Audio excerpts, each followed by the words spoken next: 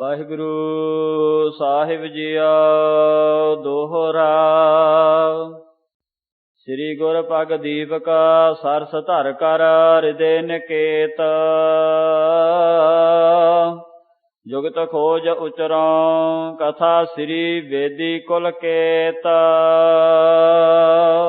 ਵਾਹਿਗੁਰੂ ਜੀ ਕਾ ਖਾਲਸਾ ਵਾਹਿਗੁਰੂ ਜੀ ਕੀ ਫਤਿਹ। ਗੁਰੂ ਗਰੀਬ ਨਵਾਜ ਅੰਤਰਜਾਮੀ ਭਗਤ ਵਛਲ ਕਿਰਪਾ ਦੇ ਖਜ਼ਾਨੇ ਧੰਨ ਧੰਨ ਸਾਹਿਬ ਸ੍ਰੀ ਗੁਰੂ ਗ੍ਰੰਥ ਸਾਹਿਬ ਮਹਾਰਾਜ ਦੀ ਪਾਵਨ ਪਵਿੱਤਰ ਹਜ਼ੂਰੀ ਵਿੱਚ ਸਜੀ ਹੋਈ ਗੁਰੂ ਰੂਪ ਗੁਰੂ ਖਾਲਸਾ ਸਾਧ ਸੰਗਤ ਜੀ, ਧੰਨ ਧੰਨ ਸਤਿਗੁਰੂ ਗੁਰੂ ਨਾਨਕ ਦੇਵ ਸਾਹਿਬ ਜੀ ਮਹਾਰਾਜ ਪਾਵਨ ਪਵਿੱਤਰ ਲੜੀਵਾਰ ਕਥਾ ਸ਼੍ਰਵਣ ਕੀਤੀ ਕੱਲ। ਇਸ ਪ੍ਰਕਾਰ ਸਤਿਗੁਰੂ ਜੀ ਨੇ ਰਾਏ ਬਲਾਰ ਜੀ ਨੂੰ ਪਾਵਨ ਪਵਿੱਤਰ ਉਪਦੇਸ਼ ਬਖਸ਼ਿਸ਼ ਕੀਤਾ। ਆਤਮਕ ਗਿਆਨ ਕੀ ਹੈ, ਆਤਮਾ ਕਿਸ ਦਾ ਨਾਮ ਹੈ, ਮੇਰਾ ਸਰੂਪ ਕੀ ਹੈ, ਮੈਂ ਕੌਣ ਹਾਂ, ਜੋ ਇਸ ਸਰੀਰ ਦੇ ਵਿੱਚ ਬੈਠ ਕੇ ਕਹਿੰਦਾ ਹਾਂ ਕਿ ਮੈਂ ਸੁਖੀ ਹਾਂ, ਮੈਂ ਦੁਖੀ ਹਾਂ, ਮੈਂ ਸੋਚਿਆ ਹੈ, ਮੈਂ ਕਰਦਾ ਹਾਂ। ਸੋ ਮਹਾਰਾਜ ਨੇ ਸਮਝਾਇਆ ਇਹ ਜੋ ਸਰੀਰ ਮੰਨਦਾ ਹੈ ਆਪਣੇ ਆਪ ਨੂੰ, ਸਰੀਰ ਤੂੰ ਨਹੀਂ ਹੈ। ਫਿਰ ਸਰੀਰ ਨੂੰ ਜਿਹੜੀਆਂ ਇੰਦਰੀਆਂ ਲੱਗੀਆਂ ਨੇ ਇਹ ਵੀ ਤੂੰ ਨਹੀਂ ਹੈ। ਅੱਖਾਂ, ਨੱਕ, ਕੰਨ ਨਹੀਂ ਹੈ ਤੂੰ। ਜੋ ਫਿਰ ਆਪਾਂ ਆਪਣੇ ਆਪ ਨੂੰ ਪ੍ਰਾਣ ਮੰਨਦੇ ਹਾਂ ਕਿ ਸ਼ਾਇਦ ਮੈਂ ਪ੍ਰਾਣ ਹਾਂ, ਆਤਮਾ ਪ੍ਰਾਣਾਂ ਨੂੰ ਕਹਿੰਦੇ ਨੇ, ਨਹੀਂ। ਮਨ ਨੂੰ ਆਤਮਾ ਕਹਿੰਦੇ ਨੇ, ਨਹੀਂ। ਫਿਰ ਬੁੱਧੀ ਨੂੰ ਆਤਮਾ ਕਹਿੰਦੇ ਹੋਣੇ, ਕਹਿੰਦੇ ਨਹੀਂ। ਮਹਾਰਾਜ ਫਿਰ ਆਤਮਾ ਕੀ ਚੀਜ਼ ਹੈ? ਕਹਿੰਦੇ ਜਿਹੜੇ ਇਹਨਾਂ ਸਾਰਿਆਂ ਤੋਂ ਉੱਪਰ ਇਹਨਾਂ ਨੂੰ ਪ੍ਰਕਾਸ਼ ਦੇਣ ਵਾਲੀ ਹੈ। ਆਤਮਾ ਦੀ ਲਾਈਟ ਬੁੱਧੀ ਵਿੱਚ ਪੈਂਦੀ ਹੈ, ਬੁੱਧੀ ਮਨ ਨੂੰ ਚਲਾਉਂਦੀ ਹੈ, ਮਨ ਅੱਗੇ ਇੰਦਰੀਆਂ ਨੂੰ ਚਲਾਉਂਦਾ ਹੈ, ਅੱਗੇ ਸਰੀਰ ਚੱਲਦਾ ਹੈ। ਸੋ ਇਸ ਤਰ੍ਹਾਂ ਸਾਡਾ ਜੋ ਮਨ ਹੈ ਅਤੇ ਬੁੱਧੀ ਹੈ ਇਹ ਅਗਿਆਨਤਾ ਵਿੱਚ ਹੀ ਹੈ। ਅਸਲ ਗਿਆਨ ਆਤਮਾ ਨੂੰ ਹੈ, ਜਿਹੜੀ ਜਾਗਦਿਆਂ ਹੋਇਆਂ ਵੀ ਦੇਖ ਰਹੀ ਹੈ। ਬੰਦੇ ਨੂੰ ਪੁੱਛੇ ਤੂੰ ਜਾਗਦਿਆਂ ਹੋਇਆਂ ਸਾਰੀ ਦੁਨੀਆ ਦੇਖਦਾ, ਪਰ ਜਦੋਂ ਅੱਖਾਂ ਬੰਦ ਕਰ ਲਈਆਂ, ਜਾਗਦੇ ਨੇ ਤਾਂ ਦੁਨੀਆ ਦੇਖੀ ਅੱਖਾਂ ਖੋਲ੍ਹ ਕੇ, ਸੁੱਤੇ ਪਏ ਨੇ ਸੁਪਨਾ ਕਾਹਦੇ ਨਾਲ ਦੇਖਿਆ? ਉਦੋਂ ਤਾਂ ਅੱਖਾਂ ਬੰਦ ਸੀਗੀਆਂ ਤੇਰੀਆਂ। ਉਹ ਕਿਹੜੀਆਂ ਅੱਖਾਂ ਜਿਹੜੀਆਂ ਸੁਪਨਾ ਦੇਖਦੀਆਂ ਫਿਰ? ਸੋ ਮਹਾਰਾਜ ਕਹਿੰਦੇ ਉਹ ਆਤਮਾ ਹੈ। ਆਤਮਾ ਦੀਆਂ ਅੱਖਾਂ ਕਦੇ ਬੰਦ ਨਹੀਂ ਹੁੰਦੀਆਂ, ਆਤਮਾ ਦੇ ਕੰਨ ਕਦੇ ਬੰਦ ਨਹੀਂ ਹੁੰਦੇ। ਅਸਲ ਅੱਖਾਂ, ਅਸਲ ਕੰਨ, ਨੱਕ, ਜ਼ੁਬਾਨ ਸਭ ਅੰਦਰ, ਜਿੱਥੋਂ ਇਹ ਸਾਰੀ ਸੱਤਾ ਚੱਲਦੀ ਹੈ। ਇਸੇ ਤਰ੍ਹਾਂ ਮਹਾਰਾਜ ਸੱਚੇ ਪਾਤਸ਼ਾਹ ਕਹਿਣ ਲੱਗੇ ਕਿ ਆਤਮਾ ਸਾਰਿਆਂ ਨੂੰ ਪ੍ਰਕਾਸ਼ ਦੇਣ ਵਾਲੀ ਚੀਜ਼ ਹੈ। ਜਦੋਂ ਸੁਖੋਪਤ ਅਵਸਥਾ ਹੁੰਦੀ, ਜਿੱਥੇ ਜਾ ਕੇ ਸੁਪਨਾ ਵੀ ਨਹੀਂ ਆਉਂਦਾ, ਚਲੋ ਉਹ ਤਾਂ ਗੱਲ ਮੰਨੀ ਵੀ ਅੱਜ ਮੈਂ ਇੰਨਾ ਸੁੱਤਾ, ਘੂਕ ਨੀਂਦ ਸੁੱਤਾ ਕਿ ਮੈਨੂੰ ਸੁਪਨਾ ਵੀ ਨਹੀਂ ਆਇਆ।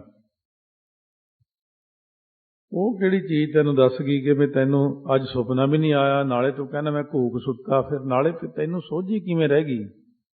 ਉਹ ਕਿਹੜੀ ਚੀਜ਼ ਹੈ ਜਿਹੜੀ ਜਾਗਦੀ ਰਹੀ ਤੇਰੇ ਅੰਦਰ? ਕਹਿਣ ਲੱਗਿਆ ਮਹਾਰਾਜ ਇਹ ਤਾਂ ਨਹੀਂ ਪਤਾ। ਕਹਿੰਦੇ ਉਹੀ ਆਤਮਾ ਹੈ। ਆਤਮਾ ਸਦਾ ਹੀ ਜਾਗਦੀ ਰਹਿੰਦੀ ਆਪਣੀ, ਕਿਉਂਕਿ ਆਤਮਾ ਤਾਂ ਇੱਕ ਲਾਈਟ ਹੈ, ਇੱਕ ਪ੍ਰਕਾਸ਼ ਹੈ, ਪਰਮਾਤਮਾ ਦੀ ਚੀਜ਼ ਆ ਉਹ। ਉਸ ਆਤਮਾ ਦਾ ਸਦਕਾ ਹੀ ਆਪਾਂ ਸਾਰਾ ਕੁਝ ਕਰਦੇ ਹਾਂ। ਜਦੋਂ ਆਤਮਾ ਨਿਕਲ ਜਾਂਦੀ ਸਭ ਕੁਝ ਖਤਮ ਹੋ ਜਾਂਦਾ। ਆਤਮਾ ਨਾ ਤਾਂ ਜੰਮਦੀ ਹੈ, ਨਾ ਮਰਦੀ ਹੈ, ਨਾ ਕੱਟੀ ਜਾਂਦੀ ਹੈ, ਨਾ ਵੱਢੀ ਜਾਂਦੀ ਹੈ, ਨਾ ਸੜਦੀ ਹੈ। ਨਾ ਹੀ ਇਹ ਪਾਣੀ 'ਚ ਡੁੱਬਦੀ ਹੈ, ਨਾ ਹੀ ਇਹਨੂੰ ਕੋਈ ਦੁੱਖ ਹੁੰਦਾ। ਆਤਮਾ ਦਾ ਸਰੂਪ ਕੀ ਹੈ? ਆਨੰਦ, ਸਤ, ਚੇਤਨ, ਆਨੰਦ। ਇਹ ਆਤਮਾ ਦਾ ਸਰੂਪ ਹੈ। ਇਹੀ ਸਰੂਪ ਪਰਮੇਸ਼ਰ ਦਾ। ਬਸ ਇਹ ਇੱਕੋ ਹੀ ਸਰੂਪ ਹੈ ਦੋਨਾਂ ਦਾ। ਆਤਮਾ ਦਾ ਵੀ ਉਹੀ ਸਰੂਪ ਹੈ, ਪਰਮੇਸ਼ਰ ਦਾ ਵੀ ਉਹੀ ਸਰੂਪ ਹੈ। ਸਤ ਚੇਤਨ ਆਨੰਦ ਪਰਮਾਤਮਾ, ਸਤ ਚੇਤਨ ਆਨੰਦ ਹੀ ਆਤਮਾ। ਹੁਣ ਆਪਣੀ ਜ਼ਿੰਦਗੀ ਦਾ ਮਨੋਰਥ ਹੈ ਮਨੁੱਖ ਦਾ ਕਿ ਮੈਂ ਇਹ ਜਿਹੜੇ ਨੇ ਸਰੀਰ ਹੈ, ਇੰਦਰੀਆਂ ਨੇ, ਪ੍ਰਾਣ, ਮਨ, ਬੁੱਧ, ਇਹ ਸਾਰੀਆਂ ਚੀਜ਼ਾਂ ਆਪਾਂ ਨੂੰ ਦੁੱਖ ਦੇਣ ਵਾਲੀਆਂ, ਇਹਨਾਂ ਨੂੰ ਛੱਡ ਦਿਓ। ਇਹਦੇ ਵਿੱਚੋਂ ਸੋ ਇਨ ਤਜ ਆਤਮੈ ਹੋਏ ਧਿਆਈ, ਠਾਕੁਰ ਗਾਈਆ ਆਤਮ ਰੰਗ। ਉਹ ਆਤਮਾ ਦੇ ਵਿੱਚ ਜਾ ਕੇ ਆਪਣੇ ਆਪ ਨੂੰ ਆਤਮਾ ਸਮਝ ਕੇ, ਜਿਹਦੀ ਕੋਈ ਜਾਤ ਨਹੀਂ, ਪਾਂਤ ਨਹੀਂ, ਕੋਈ ਬਚਪਨ ਨਹੀਂ, ਜਵਾਨੀ ਨਹੀਂ, ਬੁਢੇਪਾ ਨਹੀਂ, ਉਹਦੇ ਵਿੱਚ ਉੱਥੇ ਜਾ ਕੇ ਨਾਮ ਸਿਮਰਨ ਕਰਨਾ ਹੈ। ਉਹ ਆਪਣਾ ਅਸਲ ਰੂਪ ਉਹ ਹੈ ਜਿੱਥੇ ਸਿਰਫ ਸ਼ਾਂਤੀ ਹੈ, ਠੰਡ ਹੈ, ਆਨੰਦ ਹੈ। ਜੋ ਆਪਾਂ ਚਾਹੁੰਦੇ ਹਾਂ ਜ਼ਿੰਦਗੀ 'ਚ, ਜਿਹਦੇ ਲਈ ਆਪਾਂ ਸਵੇਰ ਤੋਂ ਲੈ ਕੇ ਸ਼ਾਮ ਤੱਕ ਭੱਜੇ ਫਿਰਦੇ ਹਾਂ। ਬੰਦਾ ਭਾਵੇਂ 100 ਸਾਲ ਤੱਕ ਭੱਜਿਆ ਫਿਰਦਾ ਰਹੇ। ਸਗਲ ਸ੍ਰਿਸ਼ਟ ਕੋ ਰਾਜਾ ਦੁਖੀਆ, ਹਰ ਕਾ ਨਾਮ ਜਪਤ ਹੋਏ ਸੁਖੀਆ। ਮਹਾਰਾਜ ਜੀ ਕਹਿੰਦੇ ਜਿੰਨਾ ਮਰਜ਼ੀ ਦੌੜ ਲਓ, ਜਦ ਤੱਕ ਇਹ ਚੀਜ਼ ਨਹੀਂ ਅਪਣਾਉਂਦੇ ਕਿ ਜਿਹੜੇ ਸੁੱਖ ਨੂੰ ਆਪਾਂ ਲੱਭਦੇ ਫਿਰਦੇ ਹਾਂ ਉਹ ਸੁੱਖ ਨਾਮ ਦੇ ਵਿੱਚ ਹੈ। ਉਹ ਆਤਮਿਕ ਅਵਸਥਾ 'ਤੇ ਇੱਕ ਜਾਣਾ ਪੈਂਦਾ। ਇੱਕ ਤਾਂ ਪਹਿਲਾਂ ਬਾਹਰਲਾ ਗਿਆਨ ਲੈ ਕੇ ਆਪਣੇ ਆਪ ਨੂੰ ਸਾਵਧਾਨ ਕਰੋ। ਸਰੀਰ ਭੁੱਲ ਜਾਓ, ਇੰਦਰੀਆਂ ਵੀ ਭੁੱਲ ਜਾਓ, ਪ੍ਰਾਣ ਵੀ ਭੁੱਲ ਜਾਓ, ਮਨ ਤੇ ਬੁੱਧ ਭੁੱਲ ਕੇ ਇੱਕ ਗੱਲ ਜਾਣੋ ਕਿ ਮੇਰਾ ਅਸਲ ਸਰੂਪ ਆਤਮਾ ਹੈ। ਇੱਕ ਤਾਂ ਇਹ ਗੱਲਾਂ ਦੇ ਨਾਲ ਇਹ ਤਾਂ ਆਨੰਦ ਥੋੜ੍ਹਾ ਚਿਰ ਹੀ ਰਹਿੰਦਾ, ਆ ਬਾਹਰ ਨਿਕਲ ਕੇ ਭੁੱਲ ਜਾਂਦਾ ਇਨਸਾਨ। ਇੱਕ ਇਹ ਚੀਜ਼ ਬਣਦੀ ਹੈ ਜਦੋਂ ਸਿਮਰਨ ਭਗਤੀ ਅਭਿਆਸ ਕਰੀਏ। ਇੱਕ ਤਾਂ ਹੁੰਦਾ ਆਪਾਂ ਇੱਥੋਂ ਬੈਠੇ ਦਿਖਾ ਦਈਏ ਨਕਸ਼ੇ 'ਤੇ, ਆਹ ਦੇਖ ਬਈ ਆਹ ਪੰਜਾ ਸਾਹਿਬ ਹੈ, ਆਹ ਨਨਕਾਣਾ ਸਾਹਿਬ ਹੈ, ਇੱਥੋਂ ਫਿਰ ਅੰਮ੍ਰਿਤਸਰ, ਇੱਥੋਂ ਹੀ ਗਾਹਾਂ ਫਿਰ ਆਹ ਗੁਰਦੁਆਰੇ ਨੇ, ਇੱਥੋਂ ਅਨੰਦਪੁਰ ਸਾਹਿਬ ਹੈ, ਆਹ ਇੱਥੇ ਇੱਕ ਹਜ਼ੂਰ ਸਾਹਿਬ ਹੈ, ਇੱਥੇ ਪਟਨਾ ਸਾਹਿਬ ਹੈ, ਇੱਥੇ ਇੱਕ ਸਾਡਾ ਪਿੰਡ ਆ, ਘਰ ਸਾਡਾ। ਨਕਸ਼ੇ 'ਤੇ ਦੇਖੀ ਜਾਓ। ਘੜੀ ਦੀ ਘੜੀ ਤਾਂ ਬੜਾ ਆਨੰਦ ਜਿਹਾ ਆਇਆ, ਤੇ ਬੜਾ ਆਨੰਦ ਆ ਵੀ ਉੱਥੇ ਮੈਂ ਜਾਊਂਗਾ। ਫੋਟੋਆਂ ਵੀ ਦਿਖਾ ਦਿੰਦੇ ਆ, ਆਹ ਨਨਕਾਣਾ ਸਾਹਿਬ ਦੀ ਫੋਟੋ ਹੈ, ਪੰਜਾ ਸਾਹਿਬ, ਹਰਿਮੰਦਰ ਸਾਹਿਬ ਸਭ ਦਿਖਾਤੇ। ਆਹ ਸਾਡੇ ਪਿੰਡ ਦਾ ਘਰ ਹੈ, ਇਹਦੀ ਵੀ ਫੋਟੋ ਹੈ। ਆਹ ਸਾਡੇ ਉੱਥੇ ਮਾਤਾ ਪਿਤਾ ਰਹਿੰਦੇ ਉਹਨਾਂ ਦੇ। ਇਹਨੂੰ ਕਹਿੰਦੇ ਨੇ ਜਿਵੇਂ ਜਪਜੀ ਸਾਹਿਬ 'ਚ ਆਇਆ ਤੇ ਇੱਥੇ ਨਾਦ, ਵਿਨੋਦ, ਕੋੜ, ਆਨੰਦ। ਨਾਦ ਹੁੰਦਾ ਕੰਨਾਂ ਨਾਲ ਸੁਣ ਕੇ ਆਨੰਦ ਆਉਣਾ। ਘਰ ਦੀਆਂ ਗੱਲਾਂ ਆਪਾਂ ਤਾਂਹੀਓ ਕਰਦੇ ਹਾਂ, ਸਾਡੇ ਪਿੰਡ ਐ ਹੁੰਦਾ ਸੀ, ਗਲੀਆਂ 'ਚ ਐ ਹੁੰਦਾ ਸੀ। ਉਹ ਨਾਦ ਦਾ ਆਨੰਦ ਲੈਂਦੇ ਹਾਂ ਆਪਾਂ, ਘੜੀ ਦੀ ਘੜੀ ਮਨ ਖੁਸ਼ ਹੋ ਜਾਂਦਾ। ਪਰ ਅਸਲ ਵਿੱਚ ਫਿਰ ਆਪਾਂ ਜਦੋਂ ਇਸ ਵਿੱਚ ਚੱਲਦੇ ਹਾਂ, ਜਹਾਜ਼ ਚੜ੍ਹਦੇ ਹਾਂ, ਉਤਰਦੇ ਹਾਂ, ਪਹੁੰਚਦੇ ਹਾਂ, ਸਾਰੇ ਕਿਤੇ ਦਰਸ਼ਨ ਕਰਦੇ ਹਾਂ, ਉਹ ਇੱਕ ਵੱਖਰੀ ਚੀਜ਼ ਹੈ। ਜੋ ਮਿਲਾਪ ਦਾ ਆਨੰਦ ਹੈ, ਜੋ ਦਰਸ਼ਨਾਂ ਦਾ ਆਨੰਦ ਹੈ, ਜੋ ਪ੍ਰਾਪਤੀ ਦਾ ਆਨੰਦ ਹੈ, ਉਹ ਬਹੁਤ ਹੀ ਆਨੰਦ ਹੈ। ਫਿਰ ਇਸੇ ਤਰ੍ਹਾਂ ਆਤਮਿਕ ਗੱਲਾਂ ਸੁਣ ਕੇ ਜਿਹੜਾ ਆਨੰਦ ਆਉਂਦਾ, ਇਹਦੇ ਨਾਲੋਂ ਫਿਰ ਨਾਦ ਤੋਂ ਬਾਅਦ ਵਿਨੋਦ ਆਨੰਦ ਹੈ, ਫਿਰ ਕੋੜ ਆਨੰਦ ਹੈ। ਸੋ ਕੋੜ ਆਨੰਦ ਦੀ ਪ੍ਰਾਪਤੀ ਜਿਹੜੀ ਹੈ ਉਹ ਅਭਿਆਸ ਦੁਆਰਾ ਹੀ ਕੀਤੀ ਜਾ ਸਕਦੀ ਹੈ। ਫਿਰ ਵੱਡਿਆਂ ਦੀਆਂ ਵੱਡੀਆਂ ਗੱਲਾਂ। ਇੱਥੇ ਅੰਮ੍ਰਿਤਸਰ ਤੋਂ ਦਿੱਲੀ ਜਾਣਾ 200 ਰੁਪਈਆ ਲੱਗਦਾ ਬੱਸ 'ਤੇ, 200 ਰੁਪਈਆ। ਇੱਥੇ ਕਿਤੇ ਆਪਾਂ ਨੇੜੇ ਜਾਣਾ, $20 ਦੀ ਗੈਸ ਪਵਾਈ, ਪਹੁੰਚ ਗਏ, 50 ਦੀ ਪਵਾ ਲਈ। ਪਰ ਇੰਡੀਆ ਜਾਣ ਲਈ ਪੂਰਾ 60,000 ਰੁਪਈਆ, ਫਸਟ ਕਲਾਸ ਦਾ 90, 1,20,000 ਖਰਚਣਾ ਪੈਂਦਾ।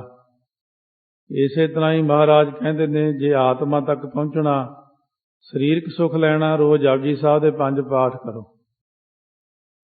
ਫਿਰ ਸਰੀਰ ਤੋਂ ਬਾਅਦ ਇੰਦਰੀਕ ਸੁੱਖ ਲੈਂਦੇ ਲੋਕੀ ਪਰਮਾਤਮਾ ਤੋਂ ਮੰਗਦੇ ਨੇ, ਮਾਨ ਮੰਗੋ ਤਾਨ ਮੰਗੋ ਧਨ ਲక్ష్ਮੀ ਸੁਤ ਦੇ। ਫਿਰ ਉਸ ਤੋਂ ਬਾਅਦ ਪ੍ਰਾਣ ਆਉਂਦੇ ਨੇ, ਮੇਰੇ ਪ੍ਰਾਣ ਸੌਖੇ ਨਿਕਲ ਪ੍ਰਾਣ ਰਹਿ ਜਾਣ। ਹਰ ਹਰ ਨਾਮ ਜਪੰਤਿਆਂ ਕਛ ਨਾ ਕਹੈ ਜਮਕਾਲ, ਨਾਨਕ ਮਨ ਤਨ ਸੁਖੀ ਹੋਏ ਅੰਤੇ ਮਿਲੈ ਗੋਪਾਲ। ਇਹ ਤੀਜੀ ਅਵਸਥਾ ਹੈ। ਮੇਰਾ ਮਨ ਸੁਖੀ ਰਹੇ ਇਹਦੇ ਲਈ ਜਪ ਮਨ ਸਤਨਾਮ ਸਦਾ ਸਤਨਾਮ। ਫਿਰ ਮੇਰੀ ਬੁੱਧੀ ਵਿਵੇਕ ਵਾਲੀ ਹੋ ਜਾਵੇ। ਮਹਾਰਾਜ ਕਹਿੰਦੇ ਵਿਵੇਕ ਬੁੱਧ ਸਤਿਗੁਰ ਤੇ ਪਾਈ। ਉਹਦੇ ਲਈ ਉੱਤਮ ਮਤ ਮੇਰਾ ਹਿਰਦਾ ਤੂੰ ਆਓ ਗਾਉਣਾ। ਸੋ ਇਸੇ ਪ੍ਰਕਾਰ ਕਿਰਪਾ ਨਿਧ ਬਸੋ ਹਿਰਦੈ ਹਰ ਨੀਤ, ਤੈਸੀ ਬੁੱਧ ਕਰੋ ਪ੍ਰਗਾਸਾ ਲਾਗੈ ਪ੍ਰਭ ਸੰਗ ਪ੍ਰੀਤ। ਇਹ ਬੁੱਧੀ ਵਾਸਤੇ 5 ਪਾਠ ਉਹਦੇ ਲਈ ਕਰੋ, 5 ਹੋਰ ਵਧਾ ਲਓ, 5 ਹੋਰ ਵਧਾ ਲਓ। ਸਰੀਰ ਲਈ 5 ਪਾਠ ਹੋ ਗਏ ਆ, ਸੌਖਾ। ਉਹ ਤੋਂ ਬਾਅਦ ਪ੍ਰਾਣਾਂ ਲਈ 5 ਪਾਠ, ਇੰਦਰੀਆਂ ਲਈ 5 ਪਾਠ, 15 ਹੋ ਗਏ। ਫਿਰ ਆਪਾਂ ਕਰਨੇ ਨੇ ਪਾਠ ਮਨ ਲਈ 5, 5 ਕਰਨੇ ਬੁੱਧੀ ਲਈ, 25 ਕੁ ਪਾਠ ਹੋ ਗਏ। ਔਰ ਆਤਮਕ ਆਨੰਦ ਲੈਣ ਲਈ ਸਾਨੂੰ ਫਿਰ 25, 30 ਪਾਠ ਜਾਂ 32 ਮਾਲਾ ਮੂਲ ਮੰਤਰ ਦੀਆਂ, 5 ਸੁਖਮਨੀ ਸਾਹਿਬ ਜਾਂ ਲਾਈ ਜਾਣਾ ਵਿੱਚ, ਜਾਂ ਫਿਰ ਵਾਹਿਗੁਰੂ ਮੰਤਰ ਦਾ ਅਭਿਆਸ 4-4 ਘੰਟੇ 2 ਵਾਰੀ ਦਿਹਾੜੀ। ਕਿਉਂਕਿ ਜਿੱਥੇ ਜਾਣਾ ਉਨੀ ਮਹਿੰਗਾਈ ਹੈ। ਆਤਮਾ ਤੱਕ ਜਾਣਾ ਤਾਂ ਆਤਮਕ ਅਵਸਥਾ ਲੈਣ ਲਈ ਸਾਨੂੰ ਬ੍ਰਹਮ ਗਿਆਨੀ ਬਣਨ ਲਈ ਬਹੁਤ ਜ਼ਿਆਦਾ ਕਰਨੀ ਮਿਹਨਤ ਕਰਨੀ ਪੈਂਦੀ, ਫਿਰ ਆਤਮਕ ਸੁੱਖ ਮਿਲਦਾ। ਪਰ ਉਹ ਇੰਨਾ ਵਧੀਆ ਸੁੱਖ ਹੈ ਕਿ ਦੁਨੀਆ ਦੇ ਸਾਰੇ ਸੁੱਖ ਭੁੱਲ ਜਾਓਗੇ। ਬਸ ਇਹੀ ਕਹੋਗੇ ਬੁਲਾਓ ਨਾ। ਲੋਕੀ ਕਹਿਣਗੇ ਪਤਾ ਨਹੀਂ ਅੱਗੇ ਚੰਗੀ ਭਲੀਆਂ ਗੱਲਾਂ ਕਰਦਾ ਸੀ, ਹੁਣ ਬੋਲਦਾ ਹੀ ਨਹੀਂ। ਕਿਉਂਕਿ ਆਤਮਕ ਸੁੱਖ ਹੈ ਹੀ ਐਸਾ, ਉਹ ਦੁਨੀਆ ਫਿੱਕੀ ਲੱਗਦੀ।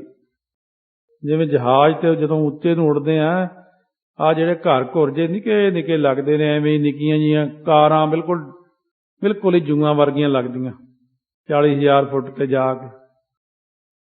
ਤਾਂ ਜਦੋਂ ਆਪਾਂ ਉਹ ਜਿਉਂ-ਜਿਉਂ ਉੱਚੇ ਉੱਠਦੇ ਹਾਂ ਤਿਉਂ ਵਿਖੇ ਬਨ ਫੀਕਾ ਤਿਆਗ ਰੀ ਸਖੀਏ ਨਾਮ ਮਹਾਰਸ ਪੀਓ ਦੀ ਅਵਸਥਾ ਬਣ ਜਾਂਦੀ।